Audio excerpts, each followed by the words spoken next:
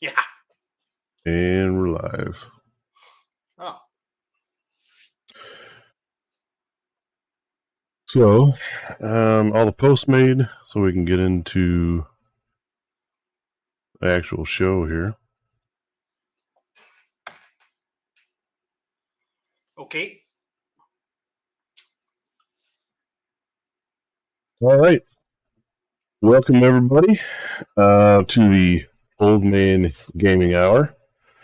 Or so. I'm Jake. As always, this is Josh. Hey. This week, we're going to talk a little bit more about 4th edition articles, including there's an Anatomy for a New War Scroll, the way they're going to look from now on until they change them again, I guess. But at least in 4th edition, they rehauled the War Scrolls. We're going to get first look at new clan rats.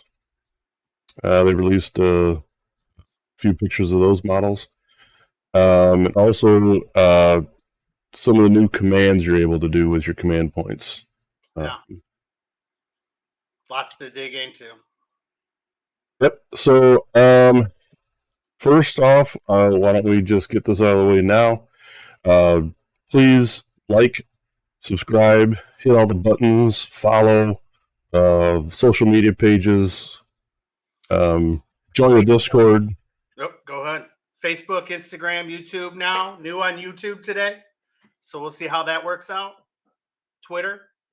And obviously you can always chat with us on the Twitch feed and the YouTube feed. Yep. So each week we're going to try to do a little bit better. If you're tuning in this week, I am sure that the audio is already like 1,000 times better for you guys. And I haven't seen you phase out yet either, so. Yeah, I think I fixed my mic problem from last week, and I adjusted camera settings, so I think it's going to be chef's kiss this week. It's going to be perfect. Just book it. We can put a class out. If you guys need any YouTube or Twitch help, like instructional 101, it's not going to be us, but you can find it online somewhere. What do you mean? I thought we were perfect. Oh, I mean, we're learning as we're going, but if you'd like to take a course, yeah, that's not what it was about. It would be someone else.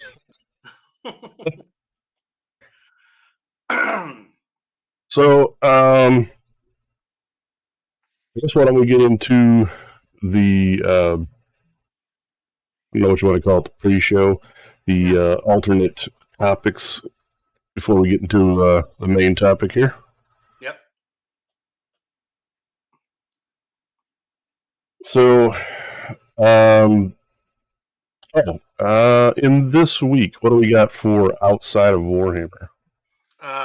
Well, I worked all week. I'm off this weekend, and I'm off up until our next tournament, which is next weekend. So the big thing I did outside of Warhammer, though, is I just watched some Fallout. I don't know if you guys have checked that out. It's on YouTube Prime. I'm really enjoying it. I think I'm up to episode 7 right now. Originally, I thought it was only going to be one episode. I know Tim had said it came out, but I think it came out one day early and just showed one episode.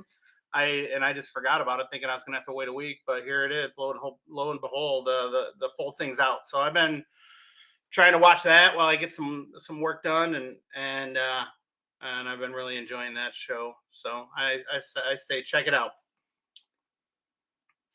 Awesome. Yeah, I did catch a couple episodes.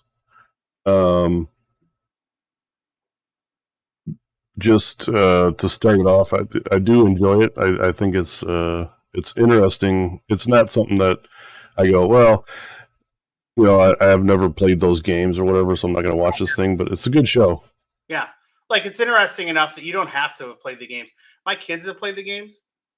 I don't really partake in video games other than when we used to play World of Warcraft back in the day.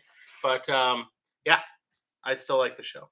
So shout out to Mary White in the YouTube chat. She says, "What is this on my television?" Well, this would be the greatest show on earth. It's what it would be. Number one. Yeah. So stay tuned to get your socks blown off. But that's how exciting this is. Oh, I'm excited about it. I don't know. All right. For myself, this week outside of Warhammer, I did, like I said, I watched some of the Fallout show, just because Josh said he watched it and he liked it, so started catching a little bit of it. Yeah. Other than that, and the normal work stuff, I did get some games of Fortnite in with the eldest daughter. Nice. Got ourselves a one dub. How many games did you play? Oh, I don't know, maybe 4 with her, probably. I think. All right, 1 out of 4. It usually goes like we'll win our first game, then you try like heck and get frustrated trying to get another win, and then you give up later. Gotcha. But yeah, so I haven't done much outside of Warhammer this week. It's been a pretty busy week of doing Warhammer things. Yeah, me too. Which I guess leads us into our next segment is what is on our work desks as far as hobby goes. Yeah, on the work desk for me this week, I for whatever reason I decided to take a break from after I started painting those Chaos boys, and I don't know. I think it was just because some of the models that got taken from the line, I was just a little bit disheartened. So I started building models for Cities of Sigmar, trying to decide on a color scheme. Honestly, I have a couple plans for it. I'm thinking about doing. Well, Misthaven is obviously a pretty cool color scheme. It's got the blues and the grays and the whites. But I was actually thinking about doing like a one-off city and doing like a ode to Mordheim, new Mordheim, if you will. Mordheim's colors, I think it was like an Ostermark or Odermark or whatever. Before it was blowed up, it was the capital, and the colors of that city state or whatever were purple and yellow. Excuse me. I'm not necessarily in love with purple and yellow, but I was thinking maybe I could incorporate one of those two colors and doing like a new Mordheim. Just because I'm psyched about the new rats, and just the models kind of remind me of what a Mordheim army would look like. Plus, I've been reading on YouTube or not YouTube, but watching some videos on YouTube a little bit. People thinking that they think the next Warcry might be more similar to Mordheim, which would be really cool. So, I got the FIVA, so I've been kind of messing around with that. But I think I'm actually going to go back to building some Chaos Boys because I almost have that army completely built, and it'd just be easier to get it on the table and play around with it. Cities, I'm way off. So awesome. Well, either way, you got a project. Yeah, I mean, I got tons of projects, and I never finish any of them. I learned that from my dad. Well, I'll be a driving force on getting some of the projects done. I think also with us being more tournament focused, it'll help you. When you decide. Well, when I decide to play something in a tournament, then I'll. Yeah, that's what I mean. Yeah, that's what I did with my Soul Blight for Adepticon. I just decided that's what I was playing, and I did it. Yep. Hard pivot a week before or 2 weeks before, but you did it. You got it done. So crushed it. Maybe I'll just have to assign you an army per tournament. All right. That way you get them painted. Myself, I've been working on Usharan. Yeah.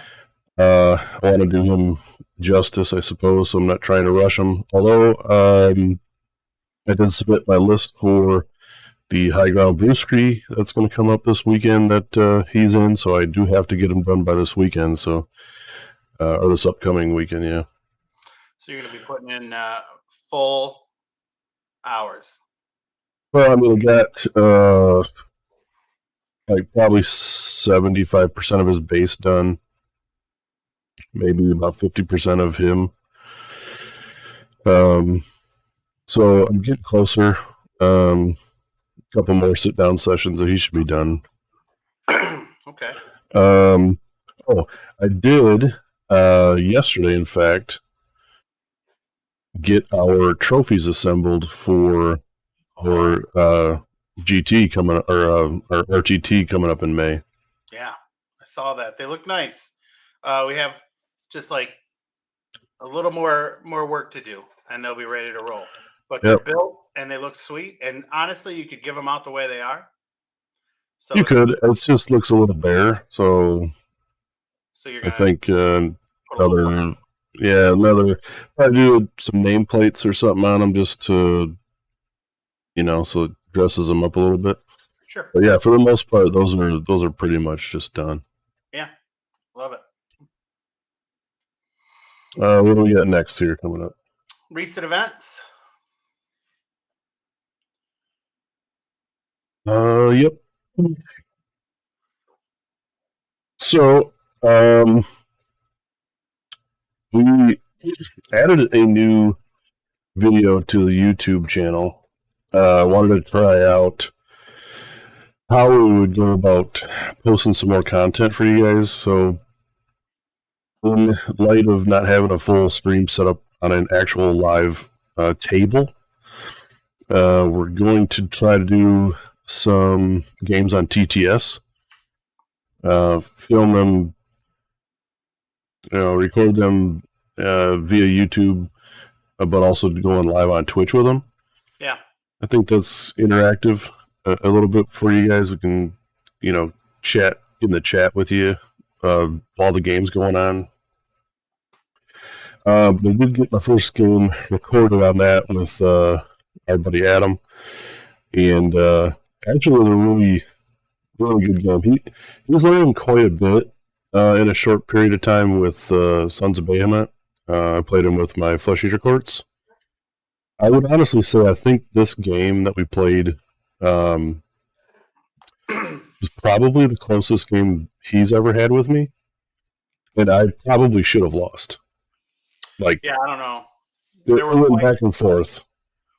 There were points I was watching while I was at work, so I wasn't able to watch closely, and it did go back and forth. But I thought he had you. I was like, well, this game's basically over. I don't know. Yeah. If it wasn't for...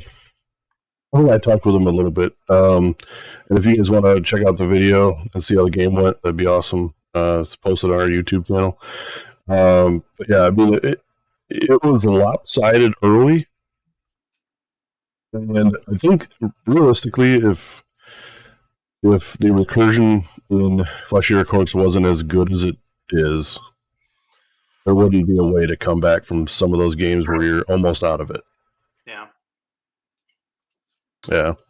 Aside from maybe a couple tactical things that he could have done differently, he played the game great. So, shout out to Adam for putting into work and learning his Sons of Behemoth army. Yeah. Yep. He's getting better with them. I'm hoping to get a game in here with him soon so we could talk more, because I've played Sons in an event, and I played him quite a bit for a little while.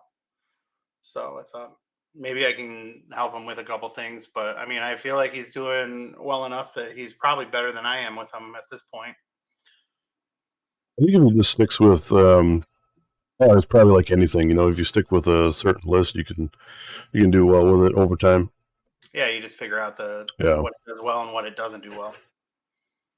I think in the beginning he was just trying to change up his list a lot because he thought maybe the list would change how he performed, but you know how that goes. Just get your practice in. Yep. Yeah.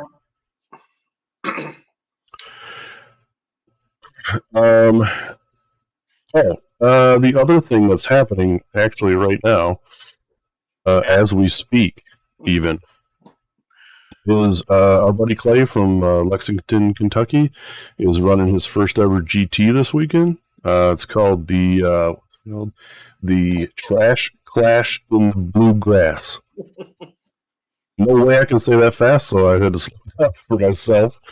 Yeah, but after day one, we find none other than our TO from Adepticon, Mr. Nick True, in first place with his Slaves of Darkness list. Yeah, we were talking about that list last night. It's a pretty cool list. Very hot. It's very hot. It's the beat your ass with 12 Vanguard list and Be'lakor. So what else do you want? that's basically the list, and he's got a few small Warcry units in there and some Furies. But yeah, it's a cool list. And congratulations to him for going 3-0 on day one. Only three 3-0s after day one. Yep. So could only be obviously one or two going into round 5. So it'll be interesting to keep up with that and see how it shapes. I was looking at the pairings actually this morning, and so Nick has drawn another buddy of ours, at least mine, Fred Schmidt from Team USA. Okay. He's playing a big WoW list in this tournament, and him and Nick True is going to butt heads first game this morning, which actually I think started about 17 minutes ago. Nice. So it'll be cool to catch up on that. Other notable top table is Tom. Who? Tom Lyons, Warhammer Weekly Tom. Yeah. He's out. Top 4. He's out there playing Flesh Eater Court's Army. So be cool to see how those guys pan out after today's over. Yeah, definitely going to be interesting.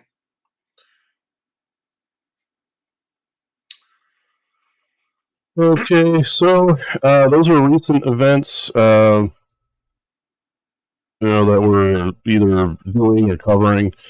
Aside from the upcoming events down the road, we do have, like we mentioned earlier, the High Ground Brewski GT, which is going to be held here in Michigan, where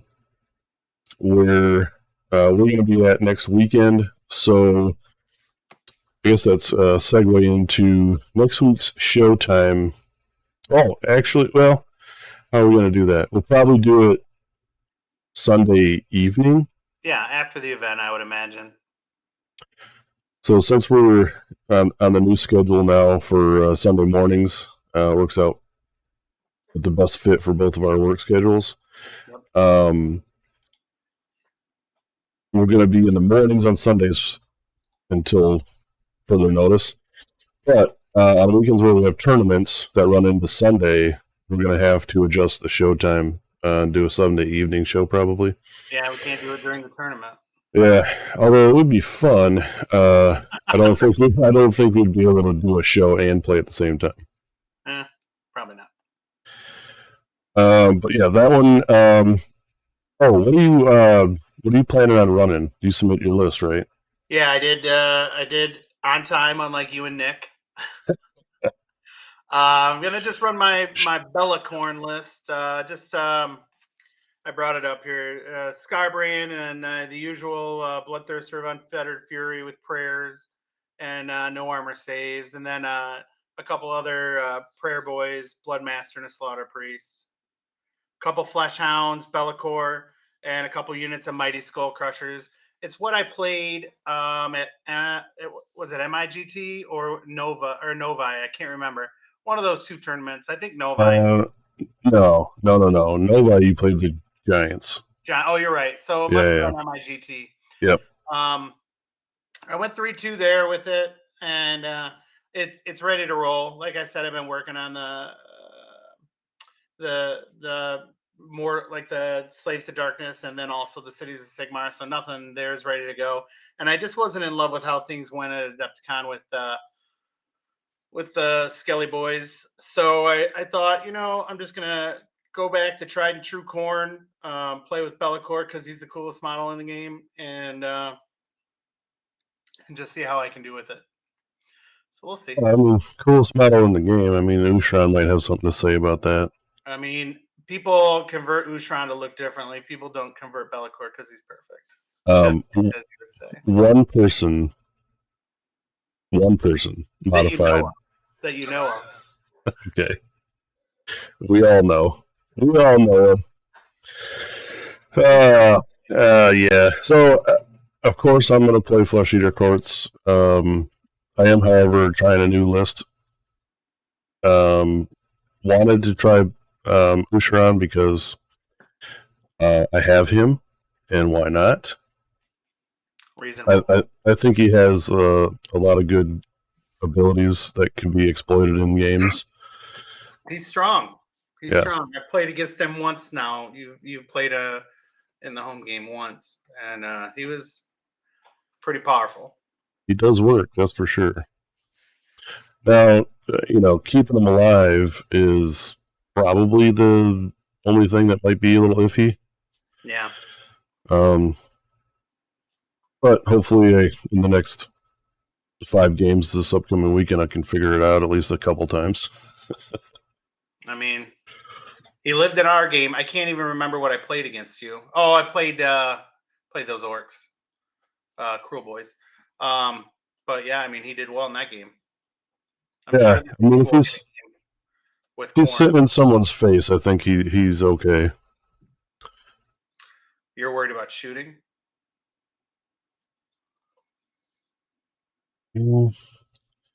Maybe. Yeah, you know what I mean? Like, more women are just going to kill anything. So, yeah. I don't, he's not immune. So, we'll see how it goes. But, yeah, I'm excited for that tournament. Me too. They, we actually just showing my dad last night when we were putting the trophies together.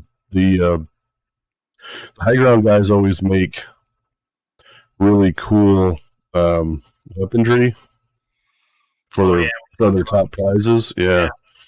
So they actually have a jagged Gorhaka, or whatever those are called, the two-handed orc brute weapons. Yeah, with the I don't have the box down here, but the orc, the bare-chested orc guys that roll in with the sword. Yeah, so that'll be real cool, and it's huge. I've seen someone pose with it in a photo of theirs. Yeah, it's legit a two-handed weapon. Okay, you're not swinging that boy with one hand. So that's pretty cool. So shout out to those guys for always having cool prizes. Yeah, I mean, we'll have cool prizes too when we eventually someday run a GT. I don't know if we'll have that. Yeah. But I mean, we're giving out trophies for our RTT. So yeah, I mean, it's cool that you brought our RTT up. It's like you knew what was coming. So, anyway, we're running an RTT at our local game store here in May. Yep. Currently, as it stands, we are full on players. Psyched. Full 20. So yeah, actually, it was pretty amazing. I think, at least for the both of us to host our first ever event that we're going to run, and it fill up basically immediately. Yeah. I mean, it was maybe like 2 days or something like that. It was full. Right. And we had a couple drops, and then it still was full. Like, people just was like, "Oh, I'll play," and so hopefully that remains. I mean, there's always going to be drops in any tournament, but hopefully we'll keep the cap at 20. If you want to join the wait list, where would we go? Well, you can go to the BCP link. It's on any of our social medias. We've posted about it. Also, if you just want to shoot us an email to get on the wait list, you can do so and email us at oldmangaming734 all one word, at gmail.com. And we'll keep a wait list going in case, like I said, we probably will have another drop or two before the event rolls around. I mean, we got about a month and a half. Yeah. Well, yeah, a month and a half. But we also have some buddies that said they're willing to drop if people want to play and just help out with the tournament. So, like part of our squad. So, I mean, the opportunity is there. If you really want to come to Montucky and play some Warhammer with the Old Man Gaming crew, please come by and we will make a spot for you. Yeah, so we're trying to make it a fun event to attend. And we've been to plenty of RTTs that you just walk in and you play at the store and then you go home. This is hopefully going to feel a little bit more along the lines of a GT style event where you can expect to have some prizes. I know I lined up a couple sponsors to help us out in that regard, that were willing to help out our group get started running some events. So shout out to Andy from Gray Matter Games. Yeah. He's helping us out, getting our feet off the ground here. Also, Michelle Anderson with her Etsy store is going to get us something here. So I think without those two, it would be Tri-Fire Treasures. Yeah. Yep. We have those links in the show notes always. So if you guys needed to check out anything from them, they have some pretty cool items that they sell for game aids, I guess you would call them mostly. Mats, objective markers, all the stuff you need to help you play Age of Sigmar.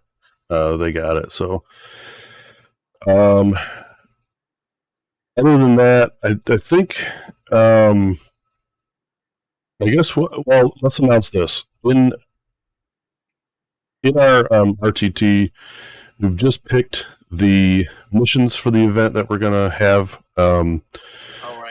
It's in the player pack on BCP, but I guess we'll talk about it now. So round 1, we're going to play Fountains of Frost. Round 2 will be Power Flux, and round 3, the ever popular Geometric Pulse. Thanks for hitting the button. So those will be the 3 missions. I think they work well at an RTT. There's not like all this extra bookkeeping and super strategy when it comes to playing on a map. Pretty straightforward. A couple special rules, but it'll be good. It'll be good. Yeah. Okay. You know what? In case you missed it at the beginning of the show, there's some things we need and require that are mandatory for our viewers. Everyone must do the following. They must hit the like button. They also must hit the subscribe button and follow us on all social medias. You have not hit like or follow yet? Oh, of course I have. Oh, okay. Jeez, you might have been kicked from the show. I was acting. Oh, you're good. You got me. Got him. Yeah. So and that's how you grow, I guess. For Vince, you have to say those things in your videos, or people don't do them. Yeah. Is that accurate? I mean, we have watched enough YouTube people, and they say hit like, subscribe, and follow. Yeah. Leave a comment in the comment section. Oh, yeah. Good. We will comment back to you. Every comment that's left, we will respond to, either myself or Jake. Follow us on all of our socials. We talked about maybe also streaming on, what was that other social media thing that you were trying to do? Eventually we'll be streaming live on TikTok. On TikTok, thank you. I could, and we'll see if that pans out. You have to apply, and well, we're not there. Yeah, it appears that you need to have some street cred with TikTok Well, the for thing is, you guys need to follow our TikTok so we can have that street cred. That's true. And you'll find all our social media pages in the YouTube link, or our Twitch page also has all of them there for your clicky mouse fingers.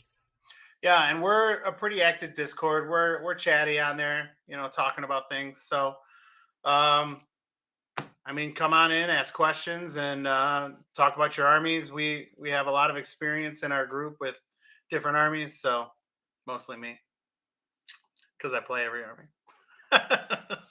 If you have a question, well, we also have an assortment of other guys that are tournament players in our Discord. Yeah. That they love chatting about Warhammer, man. I mean, it's all the stuff that we do, so everyone's like-minded in that regard. And I posted one of the guys at Clay's events running an all big pig list. Yeah. Like legit all big pigs with Gobsprack, and calls it a big wow army. Yeah. And we thought it was cool, so I posted the list in our Discord, and it was just gangbusters. I think Mike and Rob were just like, I mean, they talked about it for a while. Yeah. But yeah, if you guys want, we'll have the Discord link. That's probably the best thing to get started if you wanted to follow us somewhere. Join our Discord, and then the rest can follow. Yep. Okay. I think we've done all of our homework. You ready to get into the main topic? All pre-show done in record time, I think. Yeah. Well, I mean, with a sample size of 1, it's not hard to beat. Right. So we'll go into the actual show. Okay. Main topic. That would be, drum roll. All right. More 4th edition articles. There we go. Eventually, I'm sure we will get to the point where we can have show topics that aren't about 4th edition, but GW doesn't let us do that right now. They just keep putting out more and more and more and more news. They just, yeah. I mean, we're not flooded this week, so this will go a little quicker than last time, but still, I mean, we have like 3 or 4 articles to get through, I think. Yeah. I guess we'll just do kind of like what we did last time. We'll go through the ones in order that they released them, and touch on all of them, give our thoughts. So first up, the Anatomy of the War Scroll. This is some important news. Yep. What they did is they put out a couple War Scrolls in this article. One being a simple one in the New Liberators, because they're going to be featured throughout this whole 4th edition announcement stuff. Yep. And the other one, maybe we'll leave that a surprise. But we're surprise. Literally right on the picture. I was like, a surprise? Whoop, maybe I'll scroll down. So, what is on a War Scroll? We have a few items. We kind of get the same wheel, as it were, at the top of the War Scrolls that give you all the pertinent information about your basic troop details. First one being your move characteristic, standard, same as before. We do have a new, instead of wounds, they changed the word to health. So now we have health instead of wounds. Yeah. It's going to be the new wording going forward for that, which maybe there was confusion before on what that meant. Now it's health. So you have 0 health left. You are deceased, I guess. Or knocked out. If you're against murder. Yeah. I mean, if you don't want to murder people in this war game, you could incapacitate them. Yeah, Incapacitated. Yeah, incapacitate. And then take them as prisoners of war for 30 years. And torture them and Yeah, you can maim them, flay them. Yeah. The other thing that stays the same is your save value. Yep. Your armor save. So that'll function, I'm sure, the same way as it had before. I guess it's hard to say for sure because we are only getting bits and pieces of rules and information out at a time. But right, and that's one thing safe to say. Remember. You have to remember that this isn't third edition. This is all in a vacuum. We're only getting part of the rules. And so certain things seem like, oh my gosh, like that's super powerful. But I mean, not talking about the save, but just in general. But the reality is that we don't know the rules. So we'll talk about some things in a little bit when we get to the commands. Yeah. Things are like ridiculous, but when you really think about them in just the vacuum, we don't have the rules. They're changing the game from the ground up, and so things could be completely different. So they may seem powerful because we're thinking about them like in third edition, but this isn't going to be third edition. This is going to be fourth edition. So so things could be completely different. Correct. Of course, the name of your unit will be sprawled across the top of the war scroll. And I think all the actual names of everything stays the same. Yeah. I think they said that. The only thing that's different now, since bravery is gone, the bravery characteristic of your units is no more a thing. Battle shock phase is not a thing. Love that. So no more bookkeeping at the end of a turn. Did you do this? How many did you lose? What do I got to roll? That kind of thing. It is now called control. So what this value states is the amount of, what your control value is on an objective.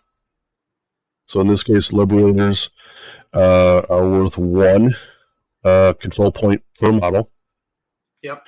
So a unit of 5 of these bows would count as 5 if they're all on an objective. Self-explanatory. Yeah. So I guess we're going to see things that will modify this value.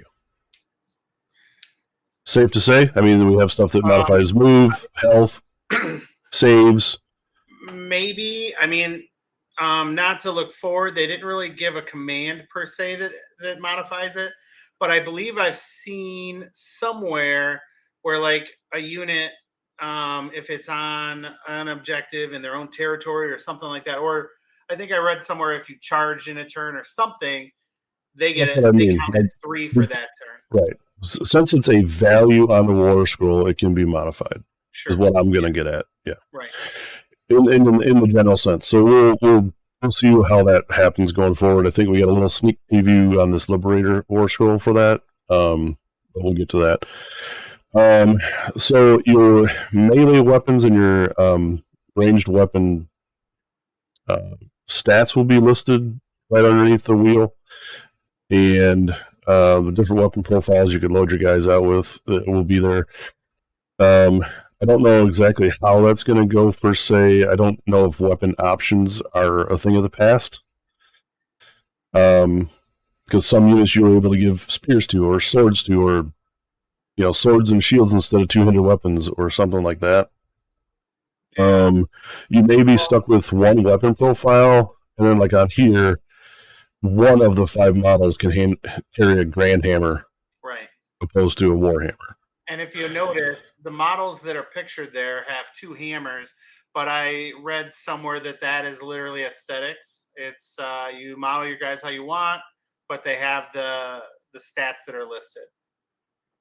So even though you have warhammers, if you wanted to equip your dudes with 2-handed swords, they have the weapon profile of the warhammer. Right. So the other thing that is different as far as the weapons go is there's a new category for abilities for the weapons. I'd imagine that some are probably just blank. They don't do anything but normal attacks. However, the ability for the Liberators here is crit mortal. They did talk about, I think there was 7 different combat abilities that they hand out. So crit is just meaning on 6s to hit. 6s to hits are always critical hits now. And so that's what they were talking about, where they have universal abilities. Crit is one of the universal abilities. Yeah.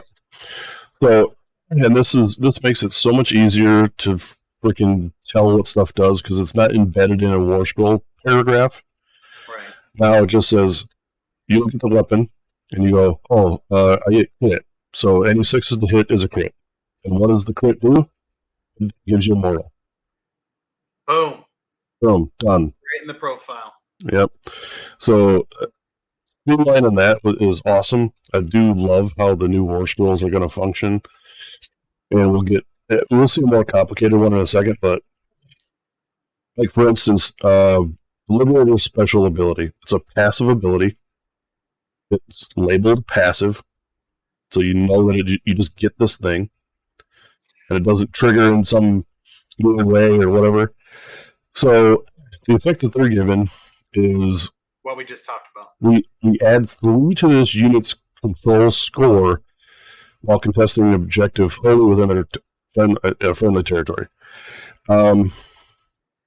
Side note to this, when I first read this, I thought, wow, each Liberator is going to be worth 4 on an objective for a total of 20. No, I think it's 8. Right, but when I originally read that, I went, whoa, those dudes are going to be hard to move off an objective in their home territory. The way this is worded, but I misread the first time, is add 3 to this unit's control score. Okay? So the control score is 1. Right.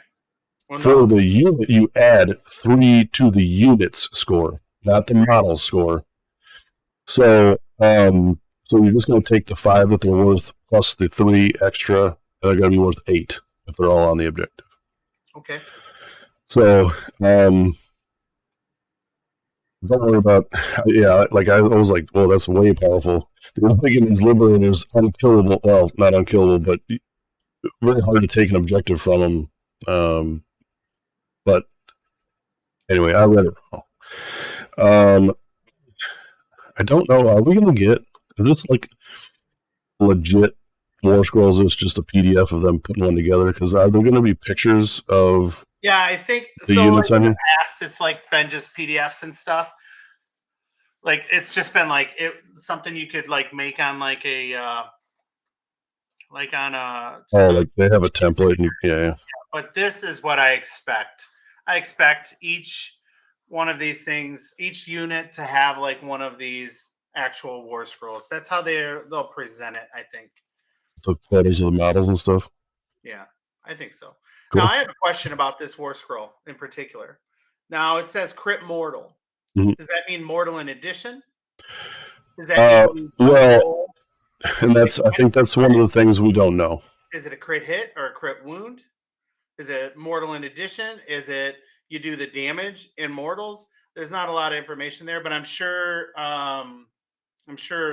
there will be an exact way that works out. We might be getting that this upcoming week with the articles they're going to put out. Maybe they'll have what all the combat abilities are in the meanings. Yeah. So that'll be next bookmark that for a future show, so we can explore that. But at least it's simple and it tells you what's going to happen, even though we don't know the effect yet. At the bottom of the War Scroll are, as always, the keywords. Right off the bat, we get infantry and champion.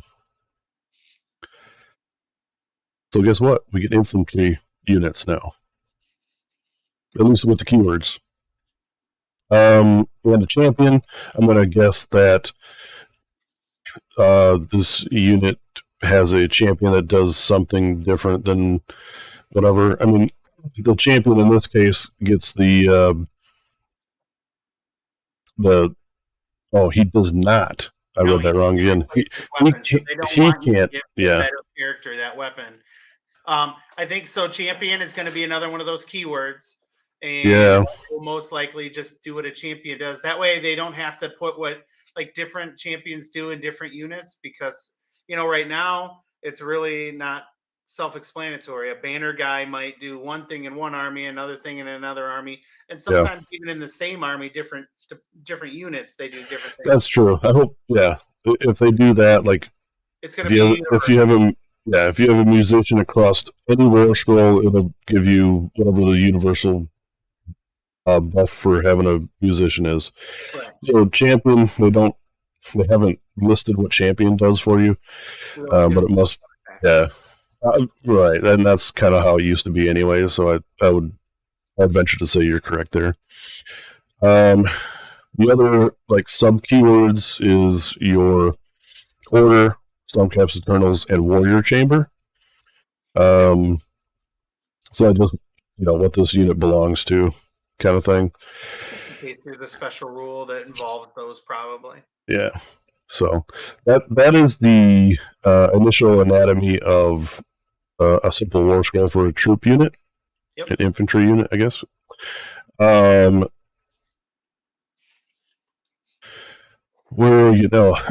So I guess this makes kind of sense in the turn phases.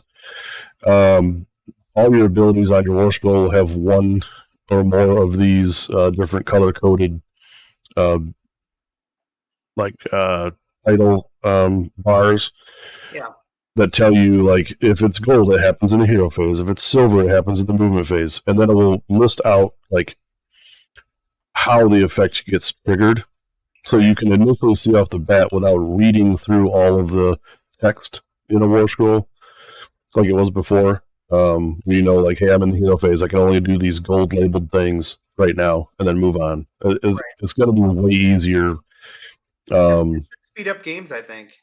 Yeah, and I think that's the ultimate goal. Is like, I don't know how many games you've had where, you really just can't get all 5 turns in a tournament. Yeah. Some you can, but a lot of times you have to talk out the last turn, or whatever.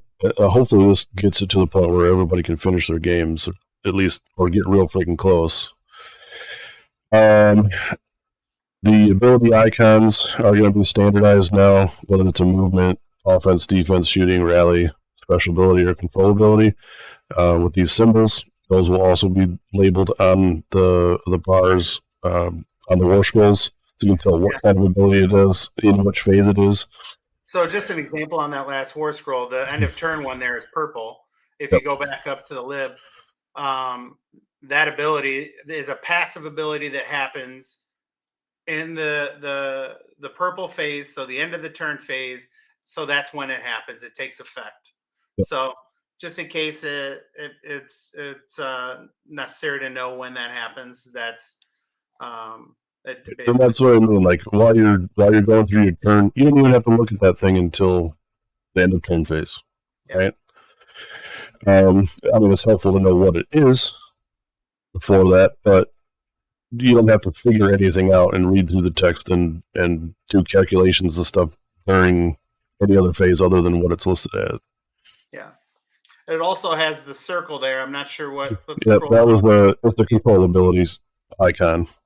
So you know that it's a passive control ability happening at the end of the turn phase. Boom. Easy. Yeah. Easy. All right.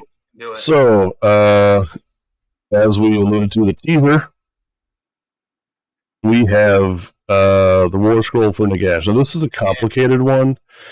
This is a God tier model War Scroll. So, initially off the jump, you're going to go, holy crap, it's way more stuff to read through. However, don't get overwhelmed with how this looks, because, like we said, all of the categories are color-coded. They tell you when it happens in the text in the color-coded bar, and then you can get into the reading of the text to see what the effect is. Also of note, at the bottom, if you look, excuse me, this is the Oziark Bone Reaper Nagash. That True. doesn't mean that this will be the same one for every army. Hopefully it is, because that could get real weird and complicated. But this one in particular does say Oziark Bone Reapers on the bottom. So in theory, this is only usable with the Oziark Bone Reapers.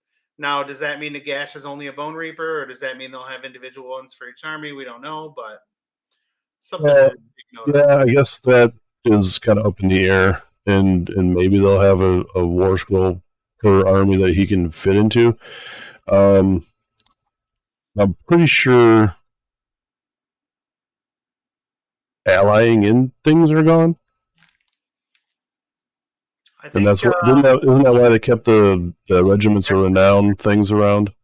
yeah, I think that I mean, they haven't really officially said that, but it seems like that is the rumors and the discussion that they are going to let you ally with regiments of renown, Yeah, and you won't be able to just bring individual allies like you've been able to do in the past, which I'm a huge fan of. Play the army yeah, that is in your damn book. that's true. I mean, hopefully this building isn't hindered as far as like being creative. And I think there's a lot more creativity in the way that, like we explored last time, on how you would list build with your heroes and their retinue Yeah. type of things. Other than trying to, well, if I pull this unit from this army and ally them in, and then we'll pull this other unit in from this other army, and then you have a list that's like 50% allied stuff, and it's not really like a core Right. whatever army. Um, so let's start off with Nagash here and run through this just so we can get an understanding of how these things will function. So he's got a 10-inch move, easy, 18 health, 3-up save, and a control value of 10. I think this will be pretty standard for how a Like a monster. a monster. I was searching for the word, like a monster would work. Monsters have count for 10 objectives now, so I think that'll stay the same. He's got a couple of weapons, standard little profiles on the stats, and notice a dash in the ability column. So these weapons of his have no special abilities, no crit values or anything. They're just straight up attacks with the damage. Yeah, easy. Now, when we start getting into the things on his war scroll, we have a passive ability. So while this unit has 10 or more damage points, subtract 3 from its power level. So I think that's another one of those things that needs to be explained in the future as power level. I'm going to assume, for the time being, that the power level is his ability to cast spells. Yeah, like maybe the number of spells he can cast. It's hard to tell like for sure. Yeah. Like it could be the number of spells. It could be also bonus that he gets to casting. It's really hard to tell. There's nothing on there that I. Oh, actually, it says he's wizard in the keywords. It says wizard 9. Yeah. So that's probably the number of spells he can cast, but which might be power level. It also could be power level. Like what is his power level? I.e., how many casts can he do? Right. Something like that. I mean, right now, the guys could cast 9 spells if he wanted to in a normal game in 3rd edition. It's with pretty good certainty that they kept that, and his power level is a 9, meaning he can cast 9 spells. Yeah, it's also important to note that we no longer have like the monster table where you get worse, you degrade over time, and so this in essence is his degrade while he's taken he has more damage, so his health is down to 8 or less. You subtract 3 from his power level, and that's the only degradation that he's going to get. Well, let me throw this curveball at you, because this is something I just thought of just now. What if power level is a universal monster table. And instead of having an individual monster table per monster that says, oh, you get less attacks with this guy, or you get less damage or less movement or whatever, it's spelled out on a universal table. And if your power level in this case is 9, you don't get any debuffs. But if you take so much damage, you may then go and say, oh, well, he gets 1 less attack for melee things, or, you know what I mean? Like, just as a general sense, where there's just one universal monster degrading table, and it has certain things that every monster, if they take X amount of damage, gets -1 attacks at a certain level. Yeah. Or whatever, you know? Yeah, I don't know if they'll do that or not. That'd be interesting if they go that route. I really think that it would, like, otherwise he doesn't really have a power level other than his wizard 9. Oh, I think, I think in this case, it's probably geared toward his casting, but I don't know. It's just something else. Yeah. Because they've said over and over and over that they want to make everything more universal, so nobody ever has questions of what this does versus that, and what army and what guy and whatever. So yeah, maybe. I mean, we'll have to see. He's got another passive ability that happens in the hero phase, indicated by the gold bar.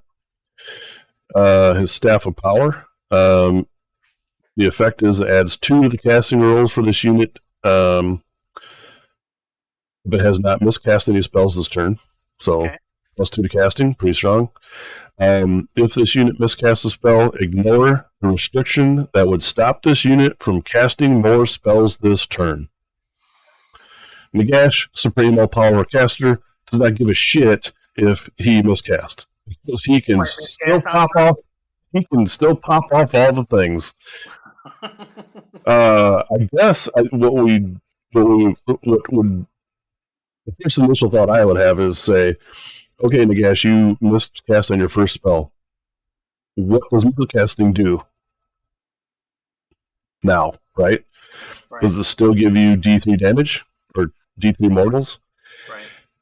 I hope you don't miscast more times. You might die. Well, yeah, but my point is, you have this 500+ point model, or whatever they're going to point it at this time. I think it's been up to like 900 almost. And you miscast on 1 roll, boom, your half your army doesn't get to do anything because you fucking miscast, and you're like, cool model. Glad I paid half my army for this. He doesn't have that restriction. He's not going to get locked down by that. Like, you mess up on 1 bad roll, the odds of you, I mean, you're not going to roll a 2 and a 2 and a 2 and a 2 and take fucking. No, you won't. But you know what I mean. It's great that he has this, and I bet you other powerful spellcasters in the game will have something similar to this. Where it's like, your model's not worthless. You can still continue in the thing that he is supposed to do, right? I mean, I could think of one other model that would get this, which I hope that they don't, and that'd be the Toad in a Chair. He's egregious as he is, and if you miscast on blowing yourself up once, I think that should be the end of him. But, you know what I mean? Like, I'm sure the all-powerful wizards in the game will have some kind of thing. He's not going to have that. He's going to have this rule also. I doubt that the regular Slan would have this rule, but I mean, we'll have to wait and see. That's the beauty. Yeah. Like, everything's going to be new. It's going to be like you're just trying to stay away from getting blown up by magic, because your army is susceptible to magic. But you don't know. Your army may not be susceptible to magic, or it may not. You know, we don't have no idea. It could be rewritten completely. Hey, what's up, Adam? Adam joins the chat via Twitch, and wanted to stop in and say hi before heading off to softball this morning. So, thanks for stopping in, buddy. Yeah. Check it out later when you get a chance to watch. Yeah, we'll have this up on YouTube maybe later on today. Yeah. We'll have to see how the live recording does via the YouTubes. Yeah. But we'll see. Okay, so the next ability, if we're just going to go straight down the line here. So we got a once per turn ability, a combat ability that happens at the end of any turn. So already right there, we know this only happens once in the army, and happens at the end of any turn you wish to do this, right? Now, let's jump down to the bottom of this thing. It's got a keyword, and it's called Rampage. So this is how the new monstrous rampages are going to work. Right. You're going to have an ability. In this case, it's a once per turn ability. At the end of a turn. And I don't know if this would be different for monster, or maybe just happen in different phases. Yeah, okay. Depending on what kind of monster it is or what the monster is supposed to do in an army. But in this case, it's going to happen at the end of any turn. Or new turn, okay? You can decide to do this rampage ability. You have a declare step. By the way, this is Hand of Dust. In case you don't know what that does, Yeah. I'll tell you in a second. Yeah. But it's in the For all of you guys who've been around, 50% of getting fucked right here. It has two different stages, I guess you would say. So Hand of Dust is you have a declare step. You pick a visible enemy hero or monster. That's in combat with this target. So, did it used to be in combat? Or can you just pick anything within a range? No, it was in range, but the range was very short. I think Okay. like 3 inches. I'll bring it up. So essentially, it was combat, I guess. So anyway, you pick a hero or a monster, and that's your declare step. The effect is you hide a dice in one of your hands, or under a cup, or a container, whatever. Yeah. Your opponent must pick one of your hands or one of the containers. If they pick the one hiding the dice, this ability has no effect. Congratulations, you're the winner. If you pick, or I'm sorry, if you find the one with the dice in it, no effect. If you pick the empty hand or container,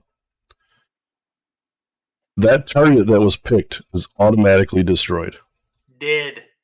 No matter how many wounds it's had, no matter the save value, no matter if you put 10 different abilities onto this dude to save his life, if you pick the empty hand, you turn to dust. Yeah. So just to run it back, the old one was a spell, so you had to be able to cast it every turn. Okay. On an 8, and it was a range of 3 inches. So it was in combat, basically. Inside combat to make it work. Although there were ways to extend that using like the mirrors and things like that. Yeah. But you picked one model, 2 dice the same, and if they pick the empty hand, the model's slain. Now this, the target must be a hero or a monster. Yeah. Before it didn't have to be. Before you could pick any model that you were in combat with. So I think it is when I first read that too, and I was like, well, of course. Why would you pick anything else but a hero or a monster? You go up to a Skaven lightning cannon and go dead, or you could go up to a chariot and go dead. Like it didn't necessarily have. Yeah, that's true. You know, or the dragons, the Stormcast dragons weren't characters. You could just kill off one of them. And so, like, I mean, it does make a difference now that it's a hero or a monster. It's completely useless. Yeah, well, I mean, yes and no. It's not going to be like a thing that you're going to do every turn because likely Nagash won't be in combat every turn. Oh, very. However, you also don't have to cast it and there's no like ability roll to make this thing happen. Like on a 3-up, this happens, or it's just a thing, and you just do it if you meet the criteria. Every turn. Every turn you're in combat with this bro, he's going to offer you hands. But if he's not in combat with characters, then it doesn't. It doesn't. Yeah, that's what I mean. So Now, if you try to run your monster into him to kill him because your monster is a powerful unit, better be prepared. Better be prepared. 50 in it. So that's cool. Interesting to know if command models count as characters. So you can pick off command. It would have to have a hero or a monster keyword in this scenario. Well, you could in the universal rule, they could say like champion counts as a hero. Okay, sure. You know, but I mean, they probably won't. But I mean, but we don't know. Yeah. So anyway, that's a fun little ability that they kept for Nagash. Yeah. I kind of think that taking something, hiding it, and then you picking where it is a little campy. I wish they had they could have said roll a die on a 5 through 6, you die. Sure, but that's not as interactive. Yeah, that's true. You know what I mean? Like it's kind of, this is a fun thing. Yeah, unless it happens to you. Well, sure, but it's still pick a hand. It's still a fun thing to say interact between two players rather than rolling a dice and just looking at the value and going, "Fuck, that just happened to me." It's true. So it's kind of a fun thing. Moving on with his war scroll. So we have another hero phase ability, hence the gold bar. The flag indicates a rally command. Okay. And this is a once per battle in your hero phase, spelled out. So no longer are we going to get a thing that happens every single turn. That's a rally command, at least not for Nagash. So once per battle. The Supreme Lord of the Undead, you declare, you pick a friendly non-hero or non-unique death unit that has been destroyed to be the target. Okay. So resurrection, right? And the effect is you set that replacement unit identical to the target unit wholly within 12 of this unit and more than 9 inches away from all enemy units. So you just bring one unit back from the dead.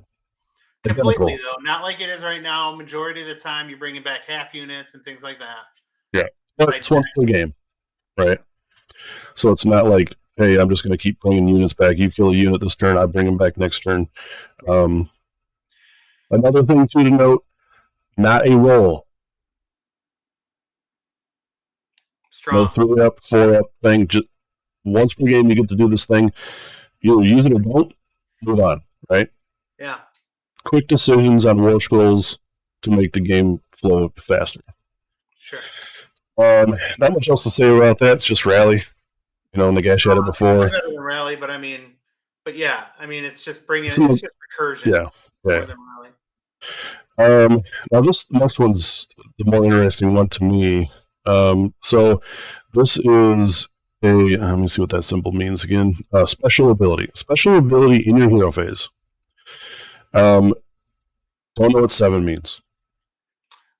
Casting value, maybe? I would assume that's a casting value since this is a spell, but we don't know. So anyways, yeah, so they label it with a 7 in this symbol, which we can only assume to be what you need the casting value to be. But this is the invocation of Nagash. So I can't remember, did they say spell lores are gone? Who said that? I'm just asking. I didn't know if that was... Oh, you're saying, like, let's say spell lores are gone. Yeah. So if spell lores are gone, like Nagash used to know the whole spell lore of whatever army he was in. Well, but he also had War Scroll spell, which was Hand of Dust, and Soul. Right. But what I'm saying is, he used to be able to choose, since he was able to cast 9 spells, he could just choose whatever one he wanted to benefit you however you needed it, right? Yeah. So now, let's assume the spell lores are gone and he doesn't get that ability to pick whatever spell he wants. This is the trade-off, maybe? So that is one way to look at it. I don't think it's going to be that way because before he could always cast Arcane Bolt or Arcane Missile if he had no other spells to cast. I just can't see them getting rid of the ability to just pick a spell for your army and having spell lores. Now, it doesn't say that he knows the entire spell lore. But that's what I'm saying. There's nowhere on this thing now that says he knows all spell lore. But his power level may also be the number of spells he knows. That's how it was in Oldhammer, like fantasy back in the day. Okay. You knew a spell for your power level, at which point he would know the entire thing. He was able to cast every spell basically once. And then this particular spell, it says you can cast it over and over. So that's what I was going to get into is when we read through this spell, it would make kind of sense to speed up the game to limit your choices, but it gives you options, is what I'm getting at. Sure. This spell gives you options, which is cool. So how this one works, in the declare step, you say that this unit's going to cast the spell. And he can cast this more than once per phase. So you pick a visible unit holding within 18 that has not been picked as the target of this spell this turn. And then you make a casting roll of 2d6. Okay? Easy. You cast the spell onto a unit that already didn't get an effect from this thing. We're going to assume that you need a 7 to cast on 2d6. But you get +2 to casting because of his other passive ability. So really you need a 5. Simple, pretty easily obtained spell, I would guess. Yeah. And then there's 2 different effects. So if the target is an enemy unit, inflict D3 mortals onto it. Yep. Okay, easy. Damage dealing spell. Sure. And if you can do this 9 times. Yeah, but it's against pretty dangerous. Well, sure. But it doesn't mean there's not 9 different enemies within 18 inches of them, or units. So you could get chip damage with this guy. Kind of leaves the same feel as the old ability to pocket 6 arcane bolts and just fire them off. Right, which makes you wonder if they're going to have arcane bolt, right? So yeah, maybe that's gone. Yeah, that's true. Now, if you pick a friendly death unit, you get 2 different effects you can pick from. So you have to pick one of the effects. You can't do them both, but you pick one, and the first one is return a number of slain models to the target unit with a combined health characteristic of up to 3. Yep. So not only can he rally a unit back to the board once a game, he now has the ability to either heal or bring back individual models to a unit for a wounds characteristic up to 3. Yeah. Right. Pretty strong. I mean, we know right now that recursion is pretty tough to beat with how recent recursion does. Wounds characteristic up to 3 is very limiting. Like, well, you can't bring, you could bring 3 little guys. Yeah, sure. Or maybe 1 like medium guy, but let's say how many wounds do like your horrors have? Well, that's the point. Is we don't know the war scrolls. That's the other problem. Like if the lead units now are 3 instead of 4 or 5, you never know. However, yeah, and if this guy's in a Bone Reaper army, according to the keyword, I don't know what the troop units in there maybe are 3 wounds apiece. But the horses currently have like 5, and the guards have like 5. So, I mean, are they trying to limit you so you can't bring those units back? We don't know. Yeah. Because we don't know what their war scrolls are going to look like now. But I would venture to say limit some of it. Yeah, I would venture to say this is designed to bring 3 1 wound guys back. Right. Right. Or if 2 wound guys, 1 of them back. Yeah, whatever. So, but I mean, like you can pick multiple units to do this too, because they haven't been targeted more than once. But if you lost a couple dudes out of 1 unit, 2 units, 3 units, you just start popping the spell off and getting some models back. Yep. The other effect is you can give a target unit a 5-up ward until your next turn. You're going to do that every time. You're just literally going to cast 5-up ward onto a unit every single time with this dude. You may not do D3 mortal damage to enemy units unless you don't have. I would say this. If I had 9 units standing in front of Nagash, every one of those units of mine is going to get a 5-up ward cast upon them. Within 18. Yeah, that's what I mean. So, cool. 5-up ward spread across your whole army on a 5-up cast. Yeah. Another thing to make note of is the damage portion of this is also wholly within 18. So, like the guy you're casting at, the farthest model away has to be wholly within 18.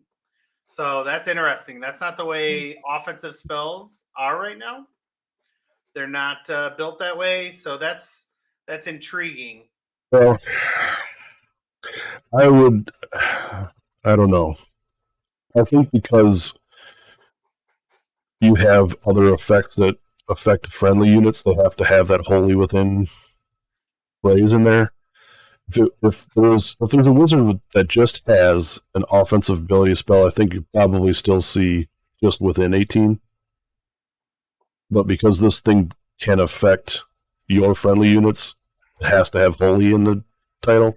Well, sure. Maybe. But they could have, I guess they could have worded it differently. It's interesting. That's all. Although it could be an item of FAQ. Who knows? Yeah. They could just put, if you pick this to be an enemy unit, the unit has to be just within the range, and then you get D3, you know what I mean? They could just insert a couple words, change it. Yeah. All right, so at the bottom of the War Scroll for Nagash, we get his keywords, War Master, Unique, Hero, Monster, Wizard, parenthesis 9, Fly, and Ward 5+ in parentheses. So I think most of those are standard. We're used to that. The wizard value of 9. I think we've touched on that in our thoughts. What are your thoughts on ward being a keyword, and then there's a parenthesis?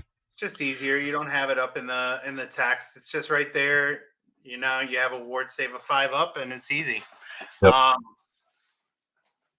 I just think that. I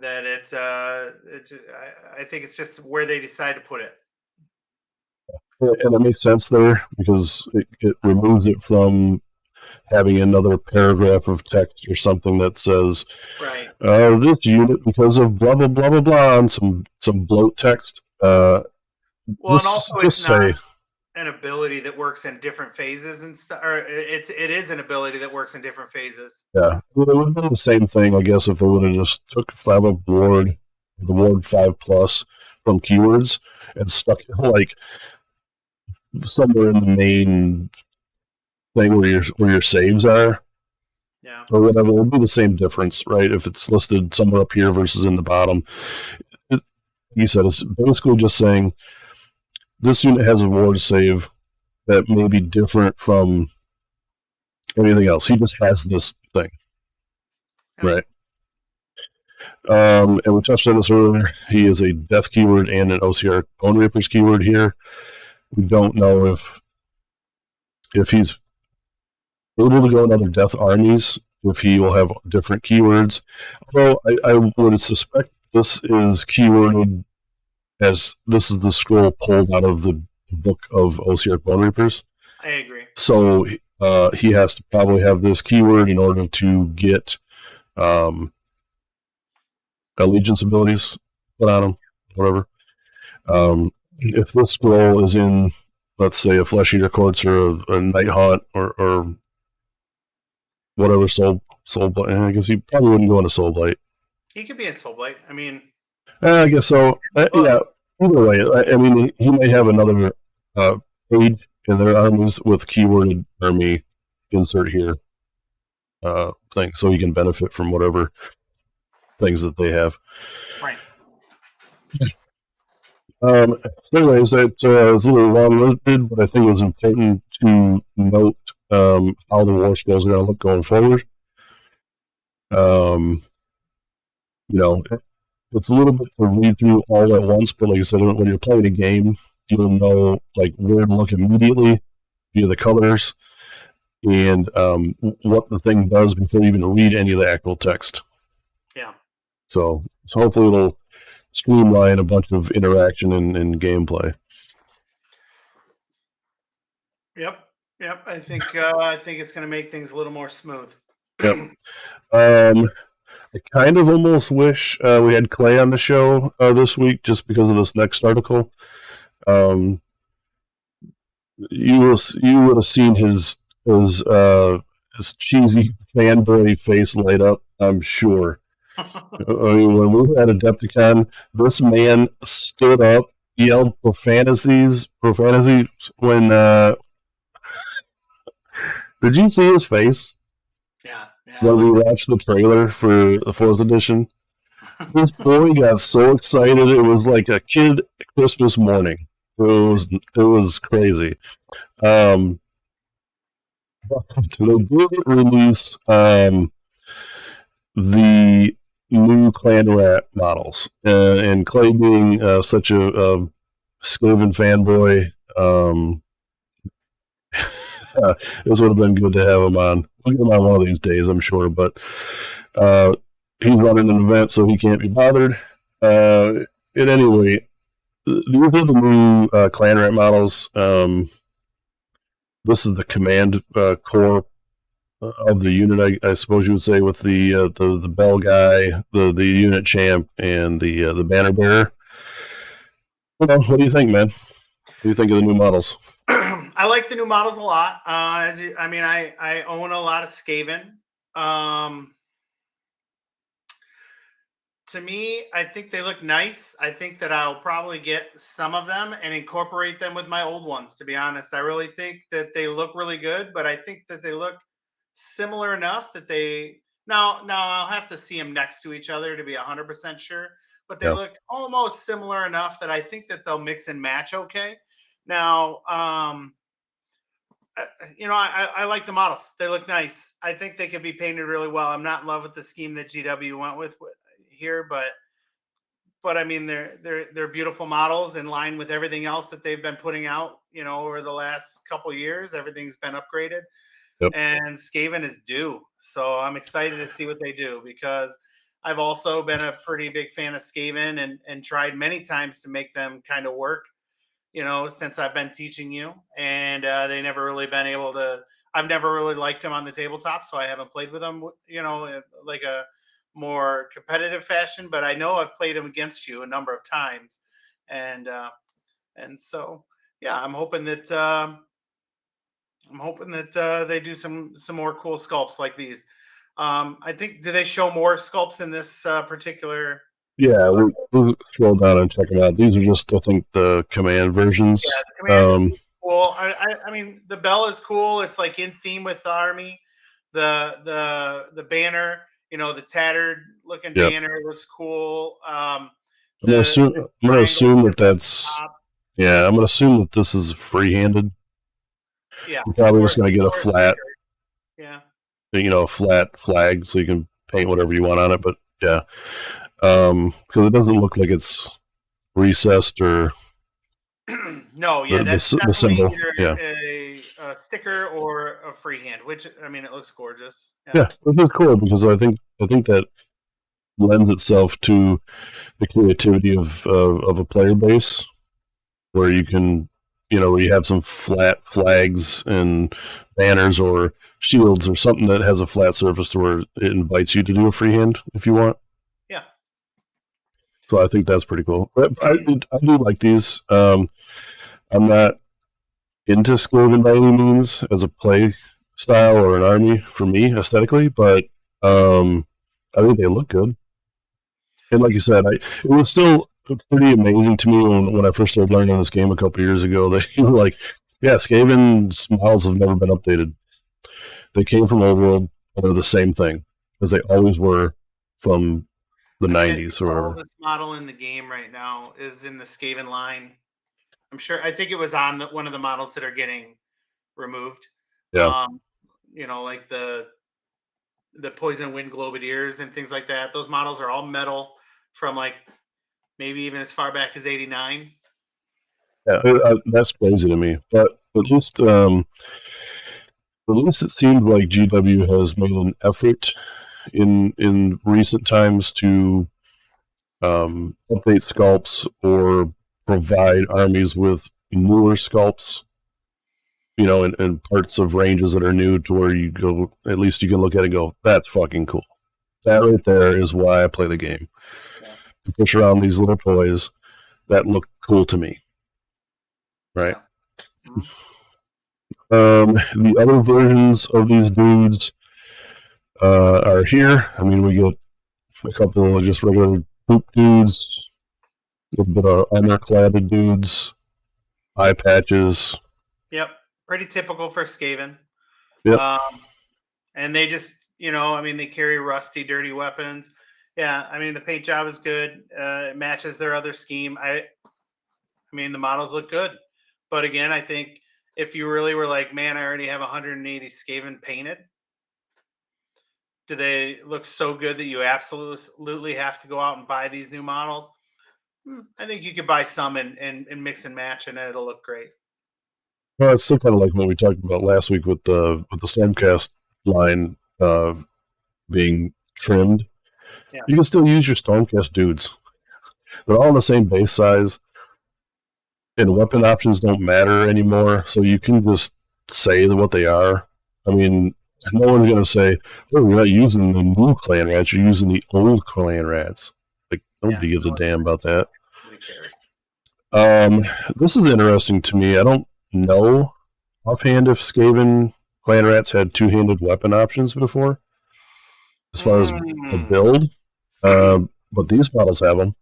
They had spears. So you could take spears or hand weapon shield, but I thought it was spears and shields. And it looks like that one guy in the top right there does have a shield. Yeah. But I would assume these are the spear models. And since attack range is no longer a thing, it doesn't matter anymore. That's right. I'm sure that it won't matter at all. Yeah. But something different. If you like the way that these guys look opposed to the dudes that are holding shields and one-handed weapons, then I guess you're just able to build them however you want. Yeah. I mean, that was one of the points, right, that they had made is said, we want you to be able to have the freedom of building a kit however you want and using the kit as the thing. Yeah. So we'll see. I mean, we still don't know everything. I mean, obviously, we have not seen a clan rat war scroll. Right. To tell if there's some difference in how you... Whatever. I would assume no. I would assume if you like the look of these two-handed dudes, you build the two-handed dudes. That'd be my take. I assume it's all just going to be weapons. Here's a couple more dudes with spiked clubs and shields. Okay. Yeah, those models look cool. Yeah, still look cool. Skaven are amazing. They're a fun army. They have lots of different variety and list styles. Hopefully they keep that. I've owned Skaven multiple times in my Warhammer career, and then sold them, and then bought them, and then sold them, and now I kept everything, and now I just keep everything now that I have adult money. But yeah, I love Skaven. I love the idea. And so I'm excited to see what they do. Those models are sweet. Yeah. I mean, they're definitely good-looking models. And then these guys are back to the same dudes. So anyway, you're gonna get. We just went through the different build options of the troops. So build them however you want. And then at the end of this article, they just list how some of the new models and Stormcast and Skaven. The new troop units, what they look like next to each other. Now, I don't know if this is to scale. Yeah, it looks like If this is the like, guy on the left though is the old Clan Rat. So you can see like the new ones look better. It's probably painted a little nicer too. But I mean, if you had those two and they were painted similarly, like color wise, I think they would look okay together. yeah, I mean, they're both similar height. It's not The like hands are better one's than the ones. bigger. Yeah, I think, like you said, I think you can mix and match or whatever you want to do, or just use your old ones for that matter. That's what I'll do. I mean, once I fall in love with the army. You're gonna get probably how many clan rats are you gonna get in the starter box? 40? I was gonna say 20, but maybe 2 units. Depending on what else comes in there. I hope that they don't. Actually, I hope they don't do 20. If the unit size is 20, I hope they don't do 40 in a box.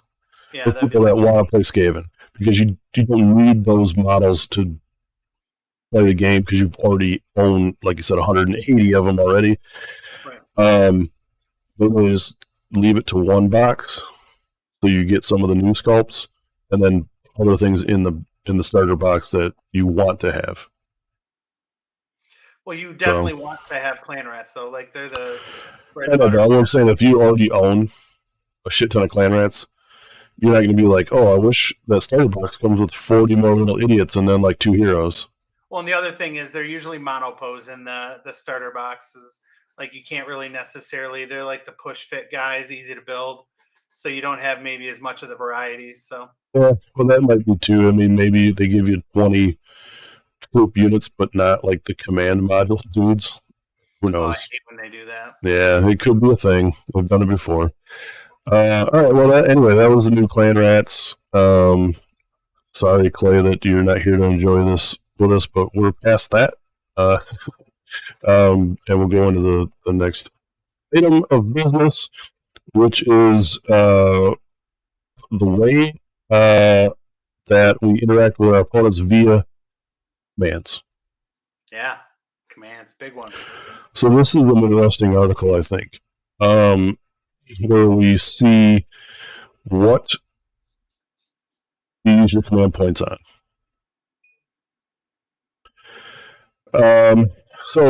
Commands, well, let's start with this, saying this. Each player starts with 4 command points at the start of each battle round. Love it. Okay? Not turn, like it used to be, or you don't, there's no way to generate more. Right. So you start with 4. You choose when you use them for the entire battle round. Your turn, your opponent's turn. There's 10 different commands you can issue that are all universal.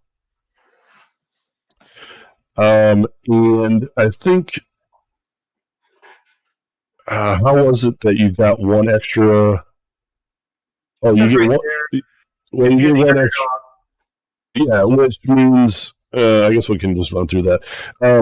Anyways, if you're the underdog, meaning you have less drops than your opponent in list building. The first touched on that. The underdog was less points, or is it you also got 1 command point if you had less auxiliary, right? And that maybe underdog's different then. Oh, that's the catch-up mechanic. Okay, yeah. So anyway, let's just run through this so we don't get it all jumbled up.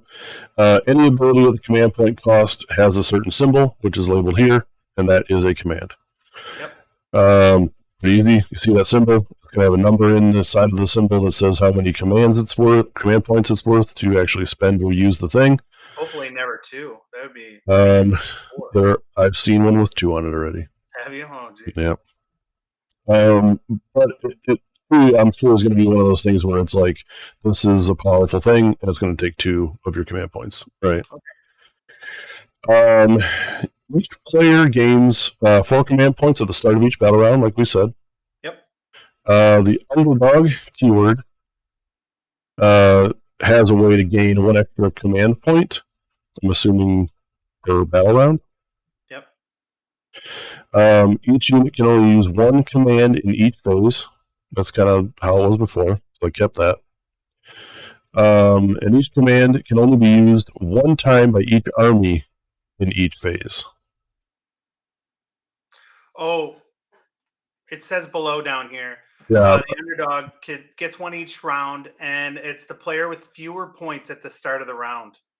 So if you're losing the game, yeah, game points. I thought when you said points, I thought you meant army points, and I went, that doesn't make sense. But yeah.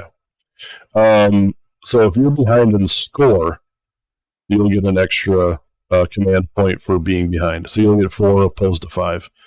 Now, it's not to say that you couldn't get, because you're supposed to get 1 extra command point per round if you are less drops also, or less auxiliary units, right? Yeah, I thought the auxiliary units had something to do with it. I thought they mentioned it before. Yeah, if you take less auxiliary units than your opponent does, you get 1 extra command point per round. So essentially, if you're behind score and you have less, auxiliary units, you could be getting 2 extra command points per round. So 6 compared to your opponent's 4, which might be...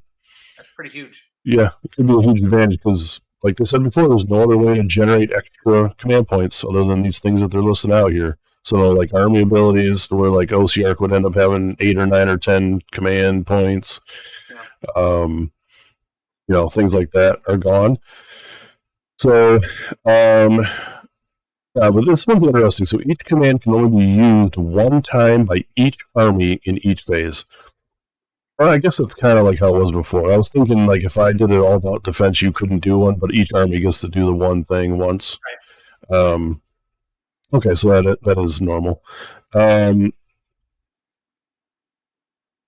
You must pay the command point cost to use the command. So whatever number's in the symbol for the command ability, you pay that many points out of your pool of points, and then you get to do the thing. Pretty straightforward as far as how commands work and how you have to gain them. Kind of a neat underdog thing built into the game now, where if you are behind points or maybe you purposely go down by a point because you know you're going to need an extra command point next turn or something along those effects. There's some strategy in that, right? Yeah, I think so. I think you'd have to be really thinking ahead. That's yeah, sure. I mean, like, I'm going to lose on purpose so I can get an extra command point. Well, I need all out of turn. You would kind of do that already on certain maps that exist now for strategic advantage. Yeah, maybe. Yeah. Whether you get a bonus or you can remove an objective if you have less score than your opponent or something like that. So, just whatever. Okay, so the reactions. So using the abilities, it spells out how the timing is used on these things. For instance, there's 3 steps. Declare the ability.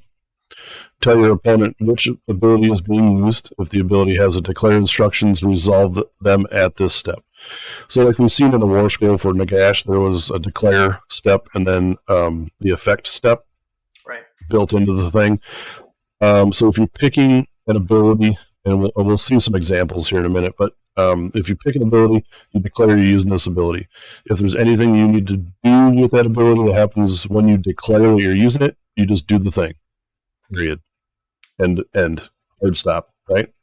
There's no interaction that needs to happen there. It's just you pick the thing, you do the declare instructions. Number 2, use reactions.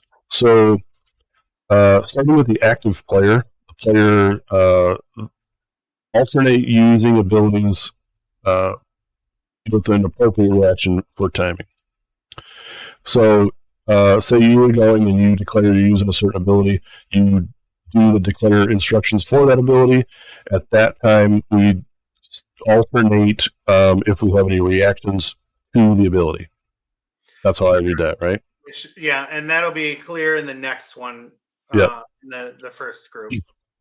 Number 3, resolve the effect. Follow the instructions of the effect of the ability.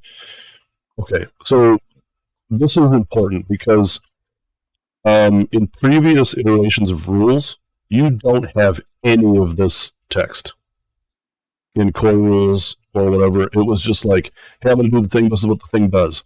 Well, what if I have a thing that does something? How do we? You know what I mean? Like there wasn't real like spelled out timing of things. Yeah. So I think this will take a lot of a lot of stuff that interacts together or in the same phase or type of things, like who does what first and shit like that. This is going to solve a lot of the. Yeah, Let's go look at the rules and then go, oh, you got to do this, then this, then this, and then we're done. It right? seems more like a Magic the Gathering style where things go on a stack and then they come off the stack. Yeah. And so it's just clearer. And I think that it's going to eliminate more confusion. Oh, good.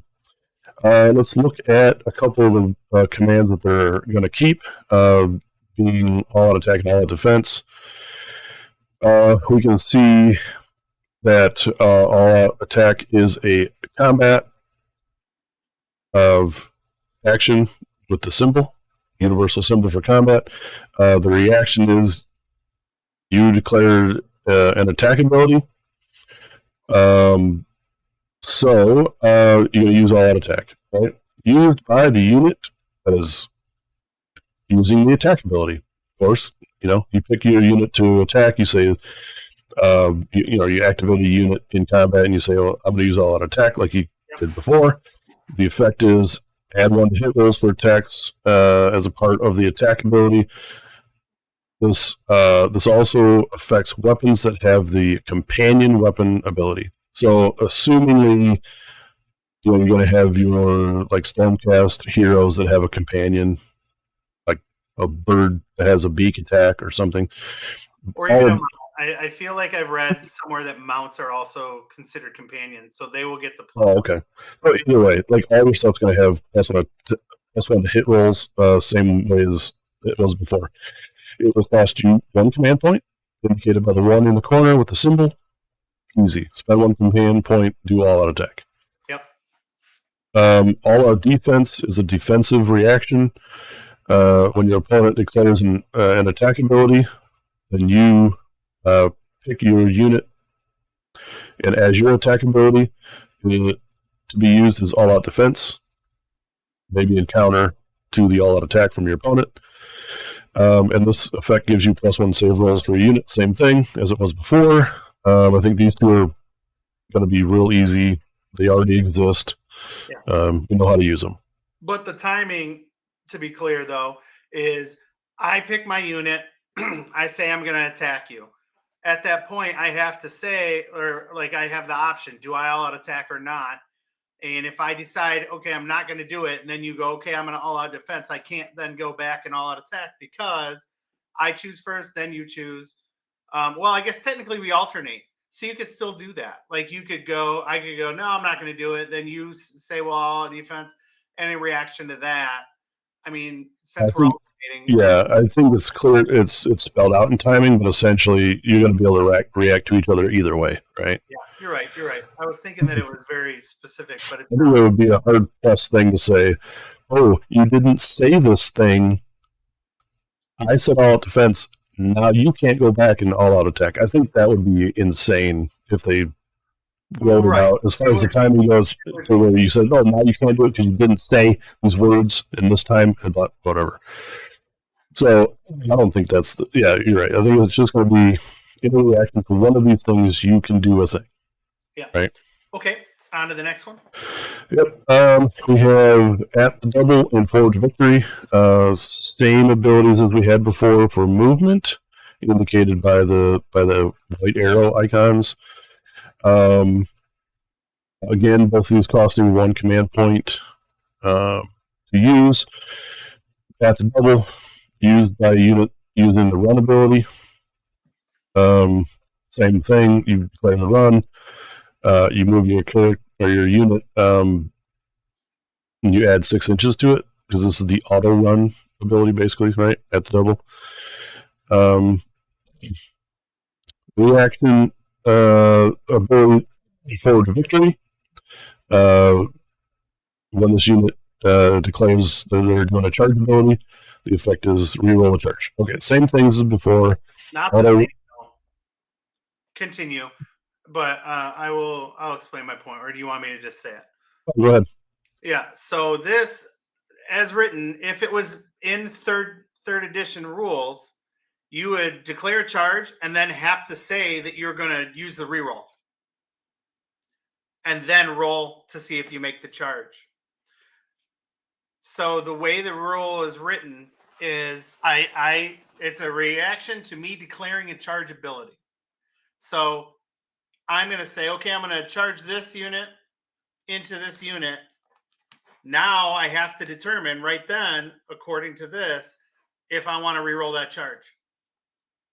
I may not need to reroll that charge. And what I was talking about earlier is that's in third edition. So now in the new fourth edition rules, there could be timing differences. When you declare, you might roll right away, and then you determine if you want to do this in the reaction phase, which is after your roll. We don't know. Yeah, I would venture to say that I wouldn't say that it would be hard for a player base to get behind. I'm gonna do this charge action, but before I roll the dice, I'm gonna spend 1 command point to reroll the charge if I need to. Right, and you know what I mean? But if this was in third edition, that's what it says. Now, fourth edition will likely be different. Third rules will make sure that the timing on this happens the right way, and the right way is if you fail a charge roll, you get to re-roll that thing. Right. Okay, so those were all commands that we knew of and had before and know how to use them. They're just written in the new rule format. New commands. Let's see what we have here. Rally and redeploy. Same names as abilities we've had before. Yep. Let's start with rally. So, and then we can talk about what is new about it or whatever. Hero phase listed by a rally command icon and the gold banner. They'll still keeping that the same as which phase you can use it in. Rally is declare step. Pick a friendly unit that is not in combat to use this ability. Period. So in the hero phase, you pick a unit that's not in combat. The effect is you make 6 rally rolls of d6. For each 4-up, you receive 1 rally point. Love it. Rally points can be spent in the following ways. For each rally point spent, heal 1 to that unit. You can spend a number of rally points equal to the health characteristic of that unit to return a slain model to the unit. You can spend rally points in any combination of the above. Unspent rally points are then lost. So, they fucking fixed rally. They literally just fixed it. Yeah. They made it always a 4-up, which is cool. What I say is this, I guess. Before, it was only on 6s as a base rule, right? But you roll the dice for every model that was lost in a unit. So if you had a unit of 20 dudes and 19 of them were dead, you rolled 19 dice. And on 6-ups, those dudes came back. Unless you had some kind of crazy cheater army that allowed you to rally on a 4-up because one dude was on the battlefield or you had some other ability, and then on 4-ups, you just rolled 19 dice and got 4-ups back. Yeah. That's insane. So now they capped the roll to 6. I think they're getting rid of all the recursion that's in the game right now. I think that a lot of the recursion that's in the game right now is going to be turned way back. You'll see a lot of undead armies with some different rules as far as recursion goes. So we'll see how it shakes out, because I mean, even right now, there's like one ability on Nagash to bring an entire unit back, We don't know if like armies are going to have the ability to bring units back at all. We don't know. Oh, I mean, well, there it could could be be. like once again, like was It'll before. probably be once a game again now. So they're going to change a lot of things. And so like this is in the same essence, just bringing that back. But the other thing that this does is it eliminates. It seems like they're getting rid of heroic actions. So heroic heal is Yep. now rally because you can pick. It doesn't say anywhere that it has to be like a unit of multiple models. You could pick one Oh model, yeah, you're right. and then just heal. You roll 6 dice, and you can heal up to 6 wounds if you get 6 4 4 ups. up. Yeah, yeah, yeah. I didn't think about it like that, but yeah, you're completely right. So heroic heal got absorbed by the rally command, Yep. essentially, right? Yeah, or you can heal wounded Yeah, models. you go right. And since the rally points will be lost if you don't use them, you just use them. Like it doesn't say you can't. Well, Well, you got to pick the unit. pick one unit. So like you would have to pick Yeah, you're right. your character. That would be kind of cool if you could spread this around. Yeah. Like you roll 6 dice on 4 ups, you get to choose like, do you heal a couple on this dude and a couple on that dude? But it's probably better than it's just one unit. Yeah, and so if the models Somebody would be doing. You might get one back, you might not. Right. Yeah, you still got to roll the 4 ups, so like you're going to get anywhere from 1 to 6 rally points, and but then it's not like you get one, then you get one full guy back. It's you get 1 wound worth of guys back, and if you don't have enough wounds to get a full guy back, you might have some dudes to heal, but if you don't, then it's just wasted. Yep. So cool. I like that. Rally seems universally capped, or it's going to do the same. However you want to use it, it's going to work the same every single time. Well, but I mean, you roll the dice, right? You roll 6 dice, period. Yeah, but they could make an army that says they rally on 3 ups. You have no idea at this point. Well, or I don't think they would do that. I mean, I think realistically, if they wanted to tune some things, you don't change the 4 up, you change the amount of dice you roll. Maybe. Like, maybe an army goes, instead of rolling 6 rally rolls, you add 1 to the rally roll. Or you can rally twice, maybe. Or whatever. Bloomspite can do it 3 times, which is ridiculous, but in this case, maybe twice. Yeah. Right. But you know what I mean? Like, it's able to be a little bit finer tuned if you keep the 4 up the same and you just go, okay, you roll 7 dice instead of 6, or 8 dice instead of 6, or whatever amount of dice you roll, you still got to roll the 4 ups, opposed to changing it to a 3 up or something weird. You know what I mean? Yeah, I think Gloomspite people hate this new rule, but I think that it's better. Everybody else loves it. Yeah. So maybe we don't have to play Michael Ralph and his 120 stabbers where he rallies them every single turn on 4 ups multiple times. Yeah. Yeah. Okay. I'm down with this rally. Yeah, it's good. Let's look at redeploy. Yeah, redeploy is under the new section, so this is going to have some new steps here. Noted that it is a movement ability still, and it's in the enemy movement phase. You can do this. Yep. So you declare by picking a friendly unit that's not in combat. Okay, easy. The effect is each model in that unit can move up to D6 inches that cannot pass through or end within combat range of an enemy unit. So kind of like the same way you do redeploy. However, guess what? Doesn't say that it triggers off a move that ended 9 inches from a said unit. Oh, so you could do it any time. Any unit on the board. Oh, so I was like, oh, they must have just made it so it counts as a run. But you're right. Like, that's any unit on the freaking table.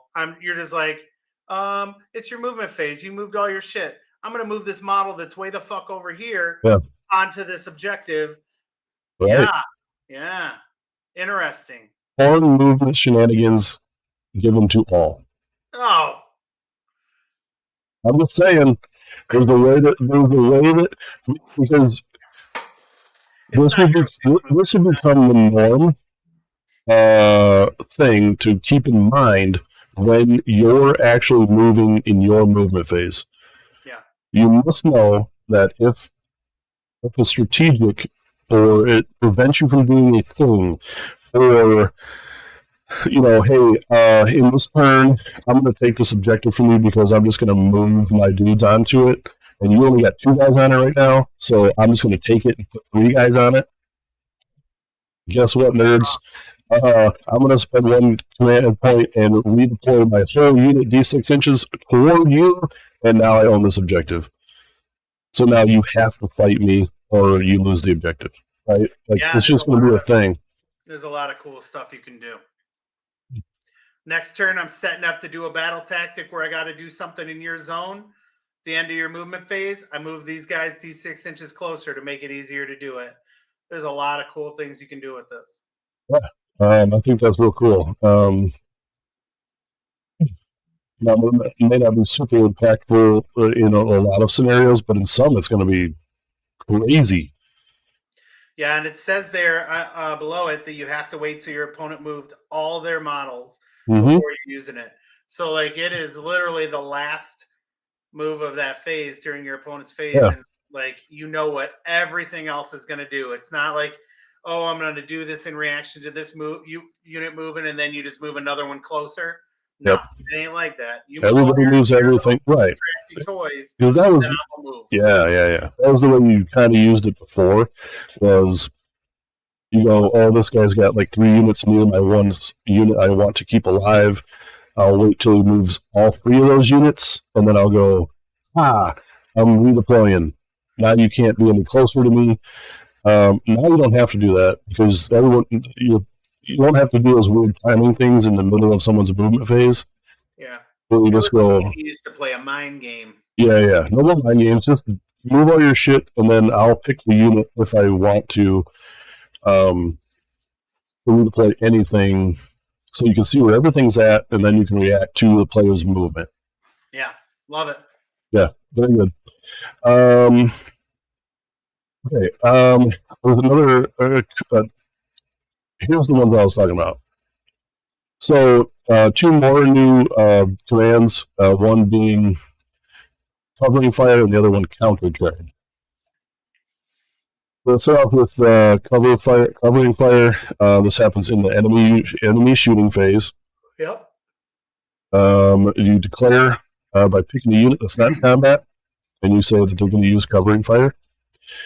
The effect is resolve shooting attacks for that unit, but all the attacks must target the nearest visible enemy unit and must subtract 1 from the hit rolls for the attacks. So this is like the replacement for Unleash Hell. Right. It has some restrictions. There's not a distance restriction like Unleash Hell had before, and this happens in the enemy shooting phase, not the end of the count, or in the charge phase. Right. Right. Yeah. So when your opponent shoots, whatever, you can basically just return fire, kind of. Now, you do have to shoot the nearest visible enemy unit. So that's the restriction you have. And then you get -1 to hit, which was the same as Unleash Hell before. So kind of neat, though, that it happens in the enemy shooting phase. Yeah, it's just change it. Yeah, I mean, like, it's fine. I like that. If you have armies that have some shooting, I'm sure it's probably a powerful thing to use sometimes. Other than that, it's just new timing for Unleash Hell, basically, I think. So, countercharge seems to be more interesting to me. So this will happen in a movement. It's part of a movement ability. It happens in the charge phase. This particular one is at the end of the enemy charge phase, and you can use countercharge. Yep. Note, this costs 2 command points. Gross. So, only going to be used if it's super impactful, I think. Yeah, I think it's But countercharge usually is it not? yeah, no, exactly. Like, I mean, just getting another unit in, stuck in when you're like to maybe come to the defense of a wizard or I mean, there's lots of implications where you'd use this, and it would definitely be worth it too. I mean, it's a strong thing where you're charging during their phase. What I don't know offhand is if the countercharge is the same as the redeploy and it has to happen at the end of the charge phase, which I don't think that would be the case because maybe nothing then could countercharge. But let's see. So you declare by picking a friendly unit as non-combat. The effect is you can use this charge ability as if it were your charge phase. So same way as some of the armies that have countercharge now. Now, when this exactly triggers, let's see if the article actually says it. It's above, yeah.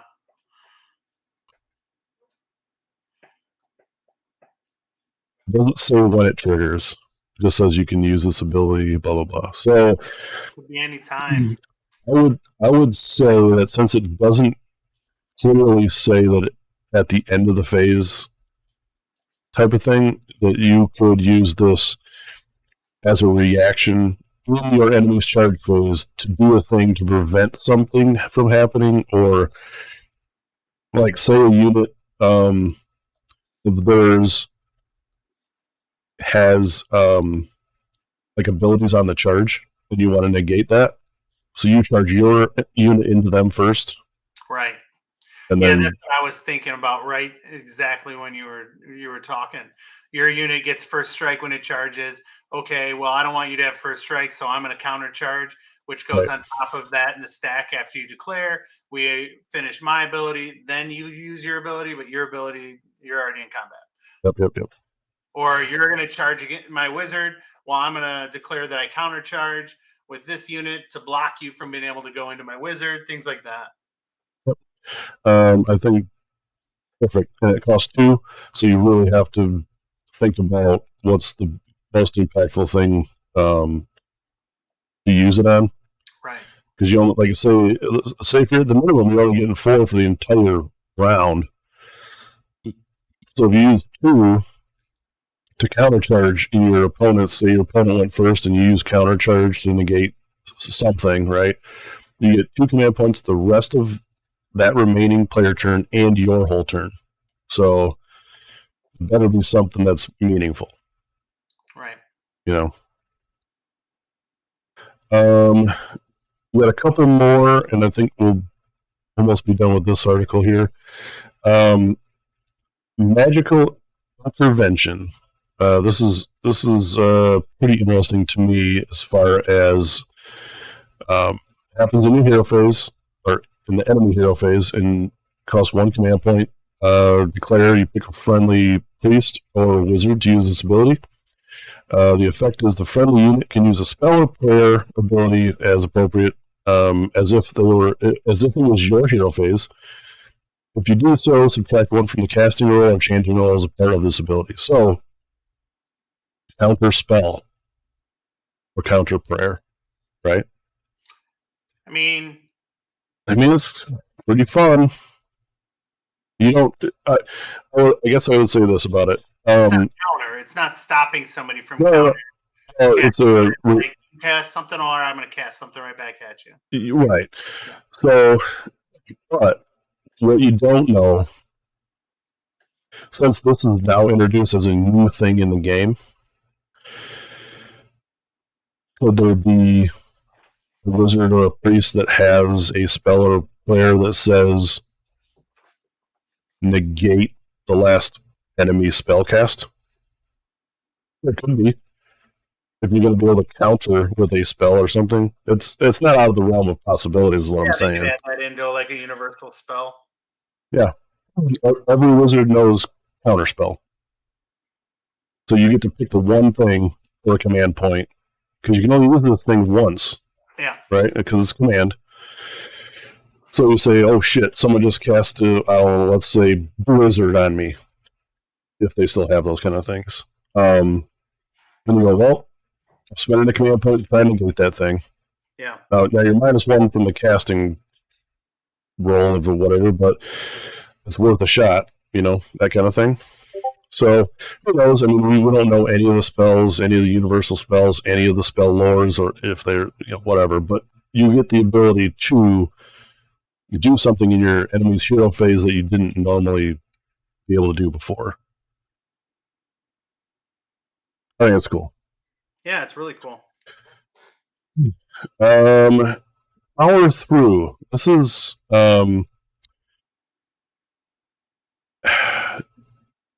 I think this one is one of the things from I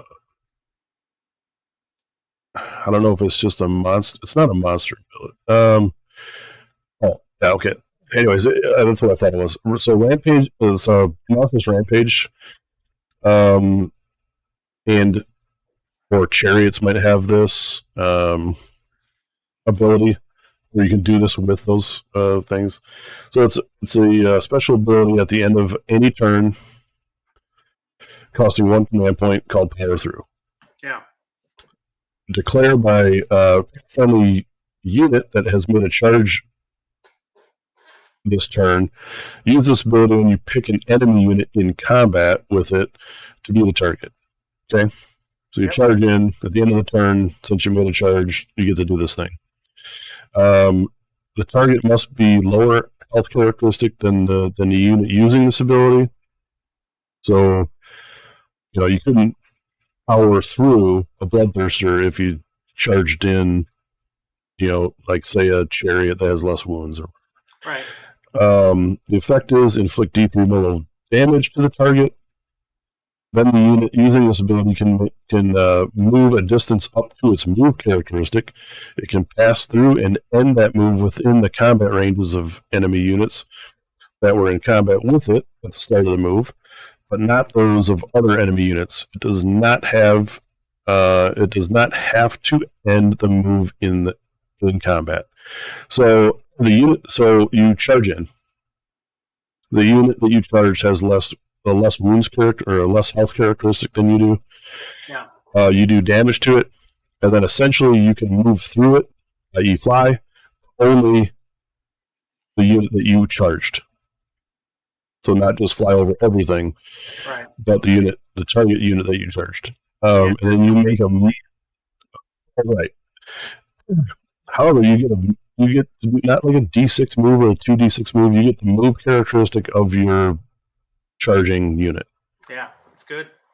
So pretty cool. I mean, it's another way to do kind of like the old monster truck leap over things.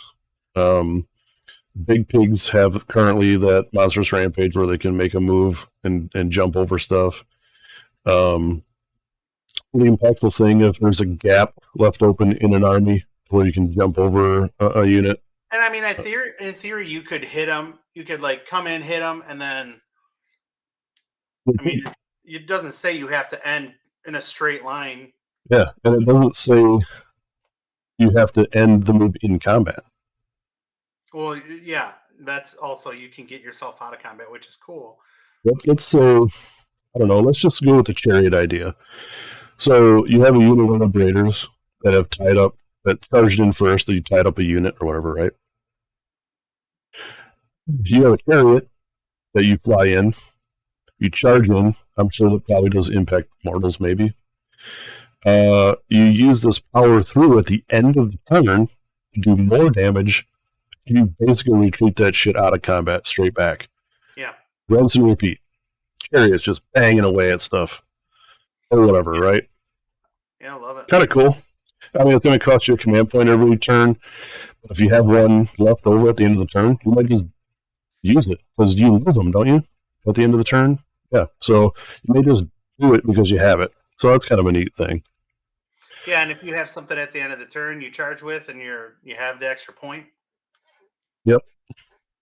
Last little bit on this article is they give the Stormcrest Chariot war scroll, so you can see that they have special abilities that happen that are not command points, but that so we can read through them here.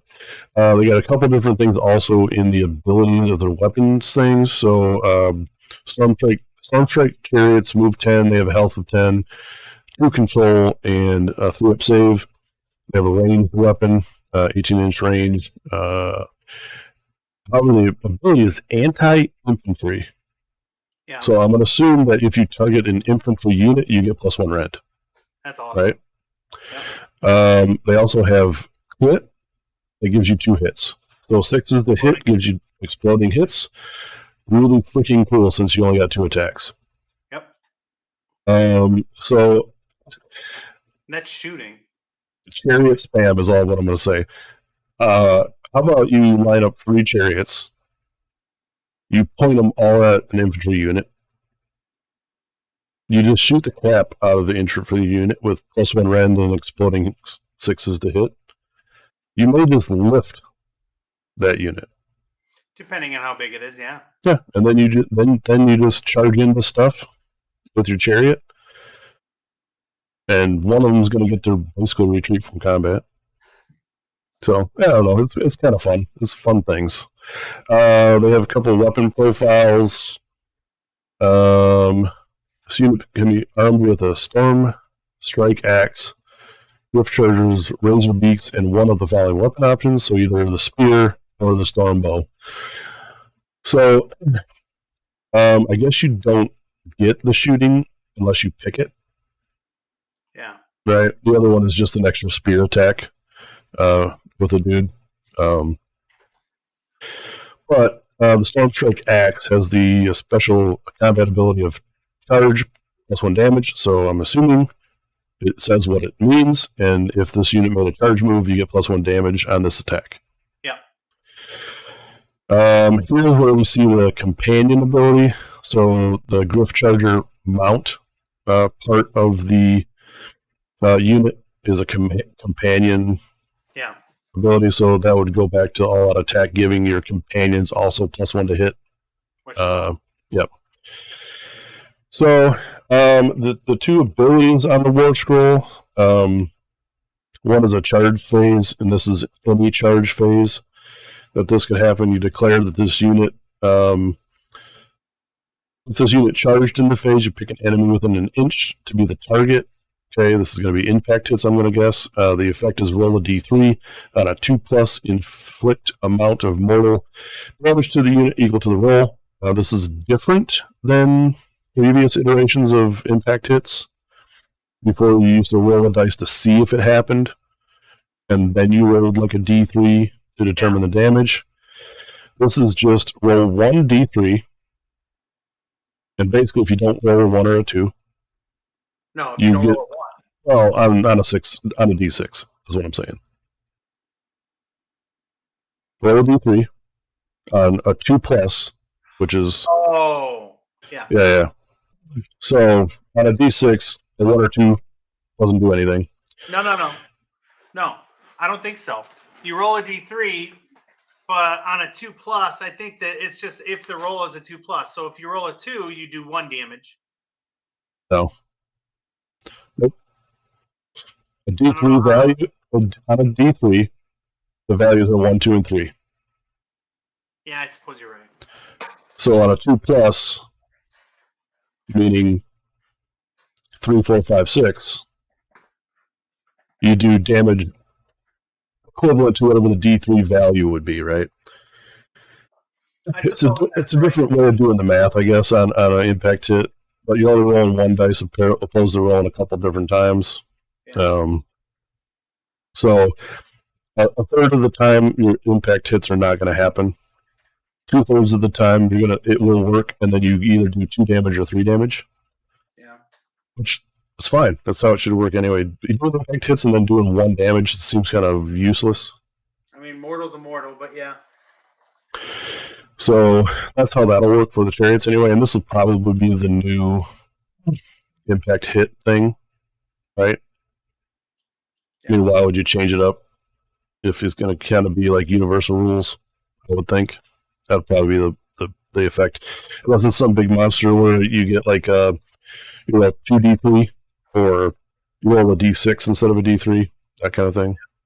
They also have a passive ability on this War Scroll, and when this unit uses the Power Through command that we just talked about, inflict an additional D3 mortal damage on the target and add D6 to the distance that this can move as a part of that ability.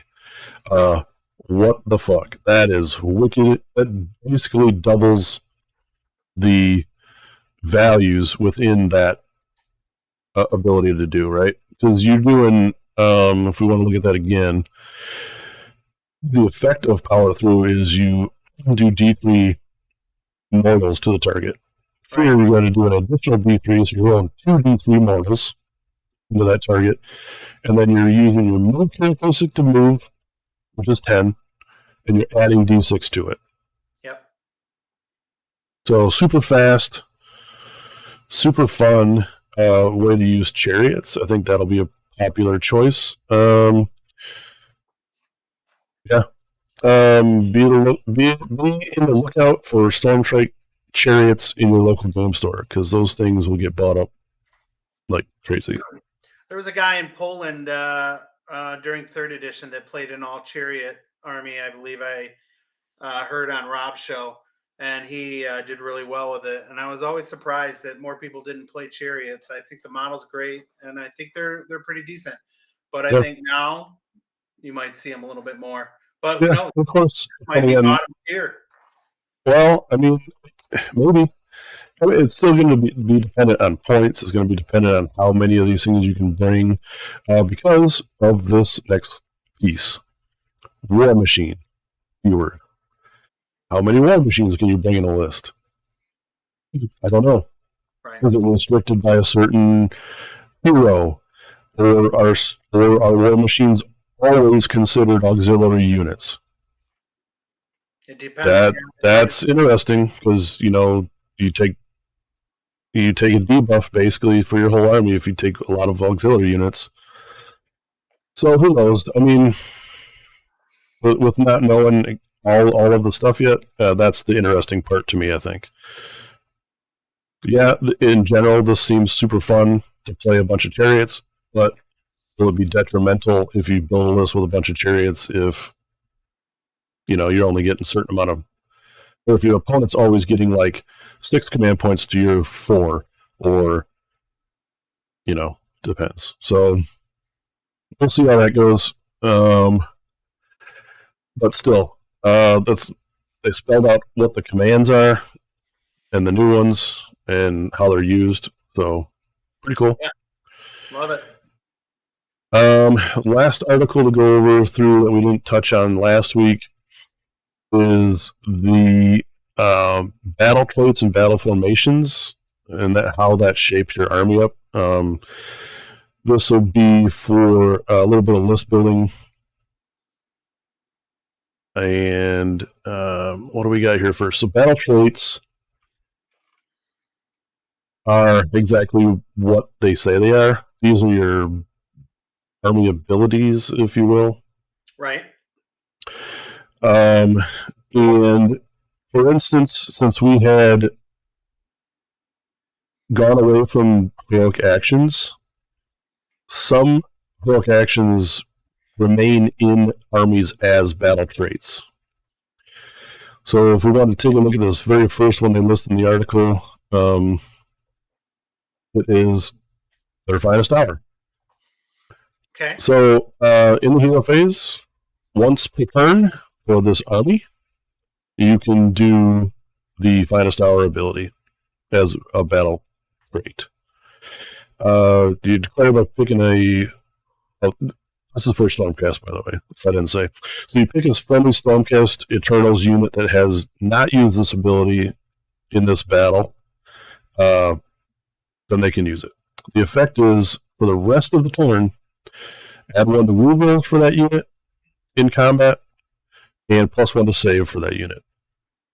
So it's the same, it's the same exact thing as Finest Hour was before, but now it's incorporated within Stormcast Eternals versus a universal thing you could do as a heroic action. Right, which means not every army is going to have it.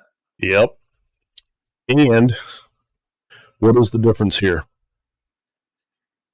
Do you know? It's not a heroic ability. Yeah, they said the heroic actions are gone. Meaning? Huh? Meaning what? Any unit in the Stormcast army can use this. Oh, not just heroes. Wow. Have fun, boys. Once per wild. turn, you're going to use this ability because it is a army battle trait that you can use once per turn. You're going to use it. It's free. It's not a command point, and you can use it on any unit you wish. Did the old? I'm sure I knew this or I know it, but the old one worked in range combat too, right? +1. +1 to wound was on any combat attacks. Yeah, this says combat attacks. Yeah, I think before the wording was attacks made are +1 to wound. So you're not going to give it to your shooting units, right?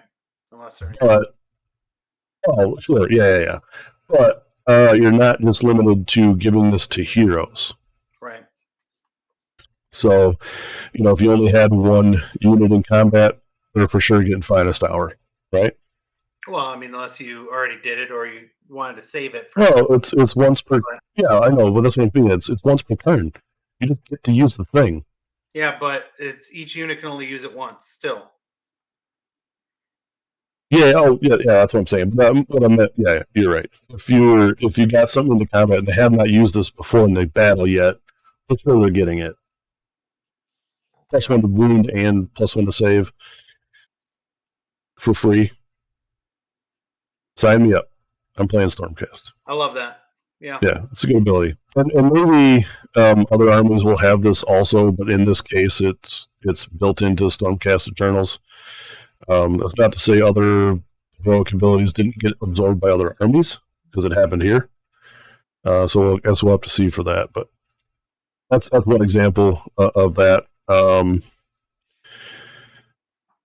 So the next one is for Stormcast, the next couple here.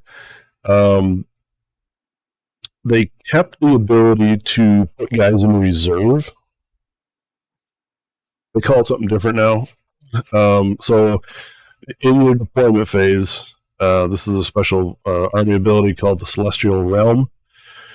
You declare this if more. The wording on this is interesting too. So if there are more friendly Stormcast Eternal units on the battlefield than there are set up in reserve, pick a friendly Stormcast Eternal unit that has not been deployed. Effect, set that unit up in reserve in the Celestial Realm as it has been now. It has now been deployed. Okay, so before the wording for Stormcast was when you deploy, there has to be equal to or more units on the board than in reserve. So essentially, you could do a 1-to-1 ratio. Like up to half. Right? Yeah, sure.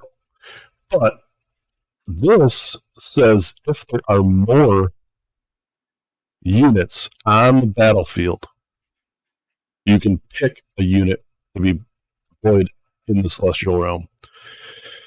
So before, as you deployed stuff, you might go, okay, my first pick is this unit and it's deployed in the sky.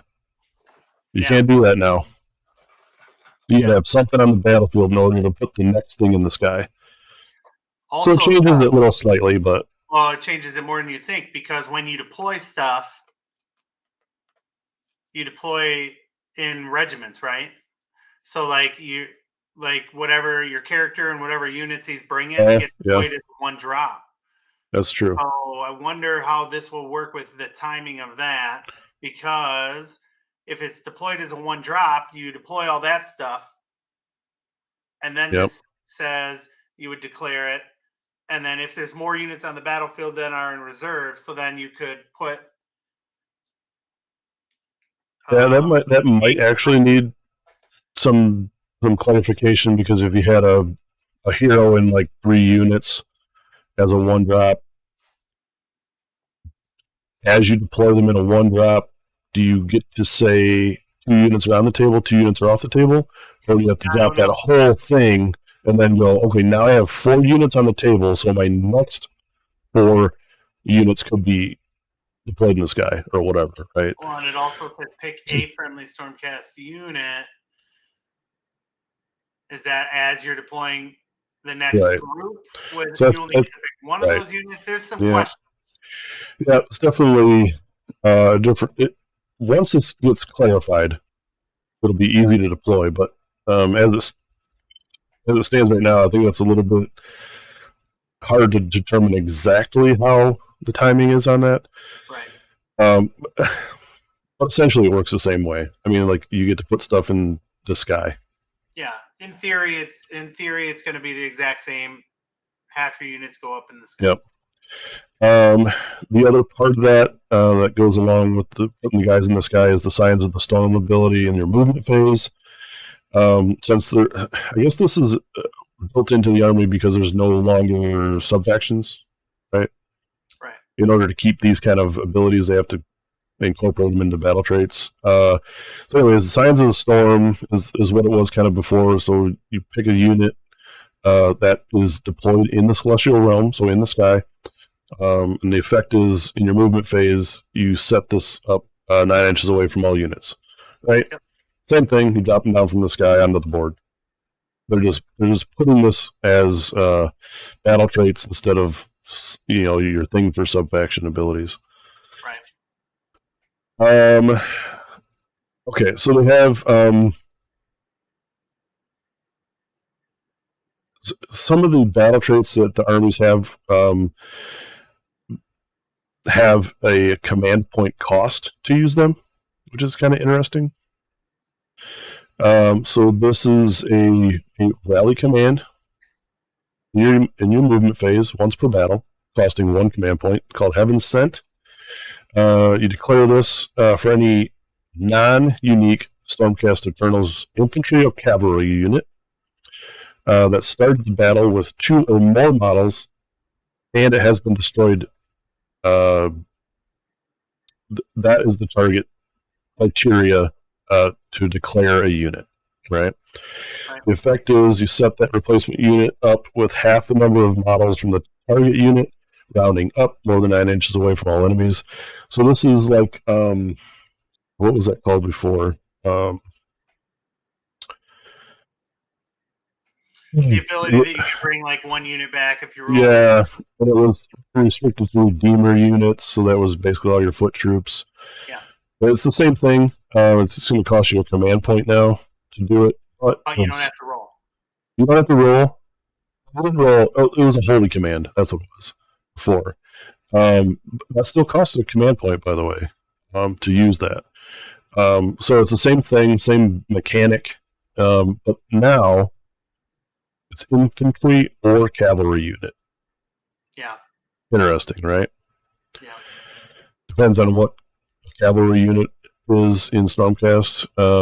Assuming the Fulminators. Yeah, but if there's cavalry, a but Fulminator in the unit, you can't do it.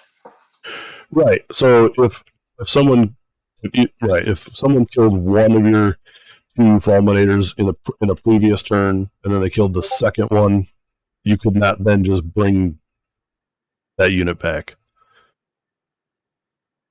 Or did I read that wrong? It says that it started the battle with 2, but I thought before bring only 1 Fulminator as a unit. You could in you're right. You could in special.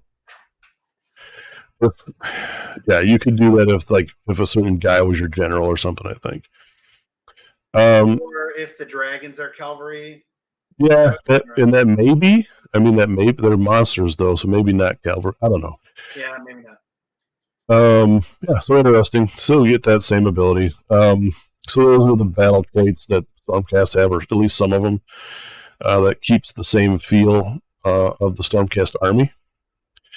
So battle formations. This is battle formations is the new way of declaring subfaction. Or this is in place of the old subfactions. So you can paint your models however you want. Yeah. There's no longer like a certain tribe or a certain group within an army that that these guys belong to that are all painted the same way or have the same color scheme. This replaces sub-factions with battle formations, which is described as the fighting style of your army. Right. So it changes the way something might function rather than like the aesthetic look of an army or whatnot. I mean, some factions still give you an additional battle trait, but they did say, like, look, you're not restricted. Don't feel like you can't paint the stuff how you want to paint, have it look how you want it to look, and still have certain abilities that you want to have versus whatever. Right. So there's one thing before we get into this that I want to touch on, because I think sometimes when you read these articles, you just kind of skim through them to the pictures or whatnot. What is this? Each faction pack, the decks of cards released alongside the new edition. Decks of cards. I don't know. Are we just getting cards that have the army plates on them? So we don't forget? I'm guessing that's like with the, I don't have any around me, like those stacks that have the war scrolls. Okay. Maybe that. Yeah, okay. I was thinking, holy crap, are we getting like a card game system built into this now? No, that could be still, maybe. But I would assume they're just printed cards that you have that either have like some of the stuff on it, like the battle plates and stuff on them. Yeah. But I guess we'll see what that exactly is. All right, so the battle formations, let's take a look at what this exactly means. So the Thunderhead Host is one of the new battle formations for Stormcast, which so this prioritizes mixing and matching units from different chambers, is what they say, with an ability called Synchronizing Strikes. So we'll read it and we'll talk about how this is cool. So it's a passive ability that you get in the combat. It's a combat ability, right? Synchronized Strikes. The effect of this is add 1 to hit rolls for combat attacks made by friendly warrior chamber units while they're wholly within 12 inches of a friendly non-hero Stormcast Eternal unit that do not have the warrior chamber keyword. Yeah, interesting, right? Good. Yeah, that's pretty cool. Like if you're different chambers. Yeah, if you're mixing stuff up and you're just not going, well, but I will say this. In the past, you might have said, hey, I want to take a battle line. Let's say I want to take 1 unit of Liberators, 1 unit of Vindicators, and 1 unit of Vanquishers or something like that to round out battle line, because the points are weird and I have to figure out how to do this. Well, now you might purposely do that because you're getting an advantage, right? So your warrior chamber unit, because they're standing next to a non-warrior chamber unit, you get +1 to hit. That's strong. So you get all-out attack for free.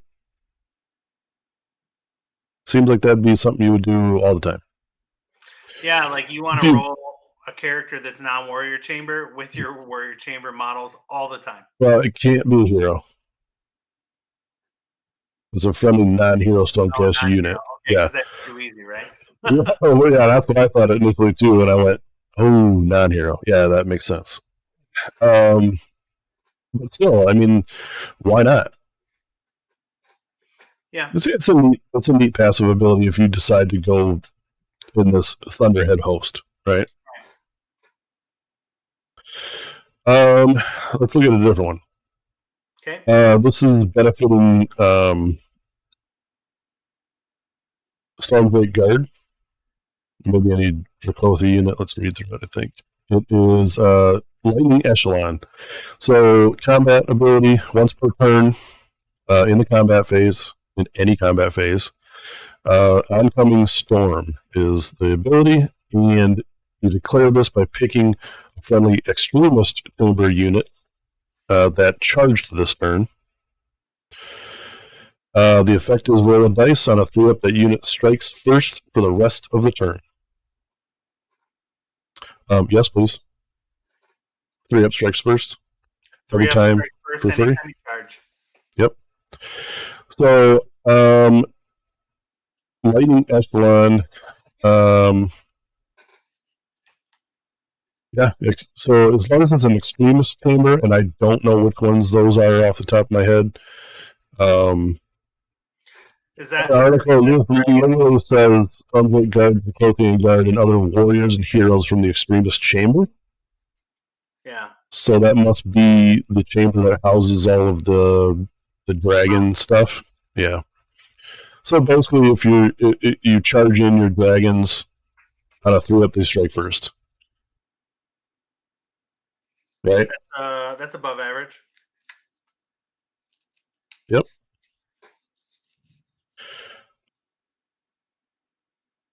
Very good. So those are a couple of ways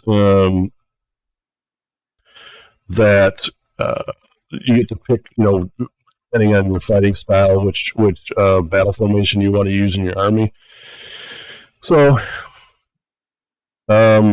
it's a limited amount of things. These are just a couple examples. I'm sure there's more. Sure. That's cool with the counter charge too. You're like, cool, I'm going to counter charge you with my dragons on a 3-up. I strike first. Yeah. I mean, right. That's pretty impactful thing. So you don't have to worry about necessarily counter charging a dragon in. Because on a 3-up that you can strike first. Pretty decent. Not gonna lie, it's changed the way the game's played. Yep. So, those were the new articles that we didn't touch on that were new this week. Next week, they did say, or they alluded to at least, that we're going to get some clarification or some articles on the combat phase and also some spellcasting and prayers. Yeah. Or how they're supposed to work. So, so that'll be exciting to go through those next week. So I think that pretty much wrapped it up. I want to thank everybody for watching the show this week. Again, don't forget to hit like, follow, and subscribe for all of the social media stuff. And I think... Yeah, go ahead. If you wanted to add something, or if you have any comments about how we're doing, make sure you leave a message on that as well on the YouTube, and we'll respond. Yep. Okay. Until next Sunday, boys. Stay tuned in case we do any battle report videos. We don't have any scheduled at the moment, but we might put another one out soon. So until then. We will check in next week. All right. Goodbye, friends.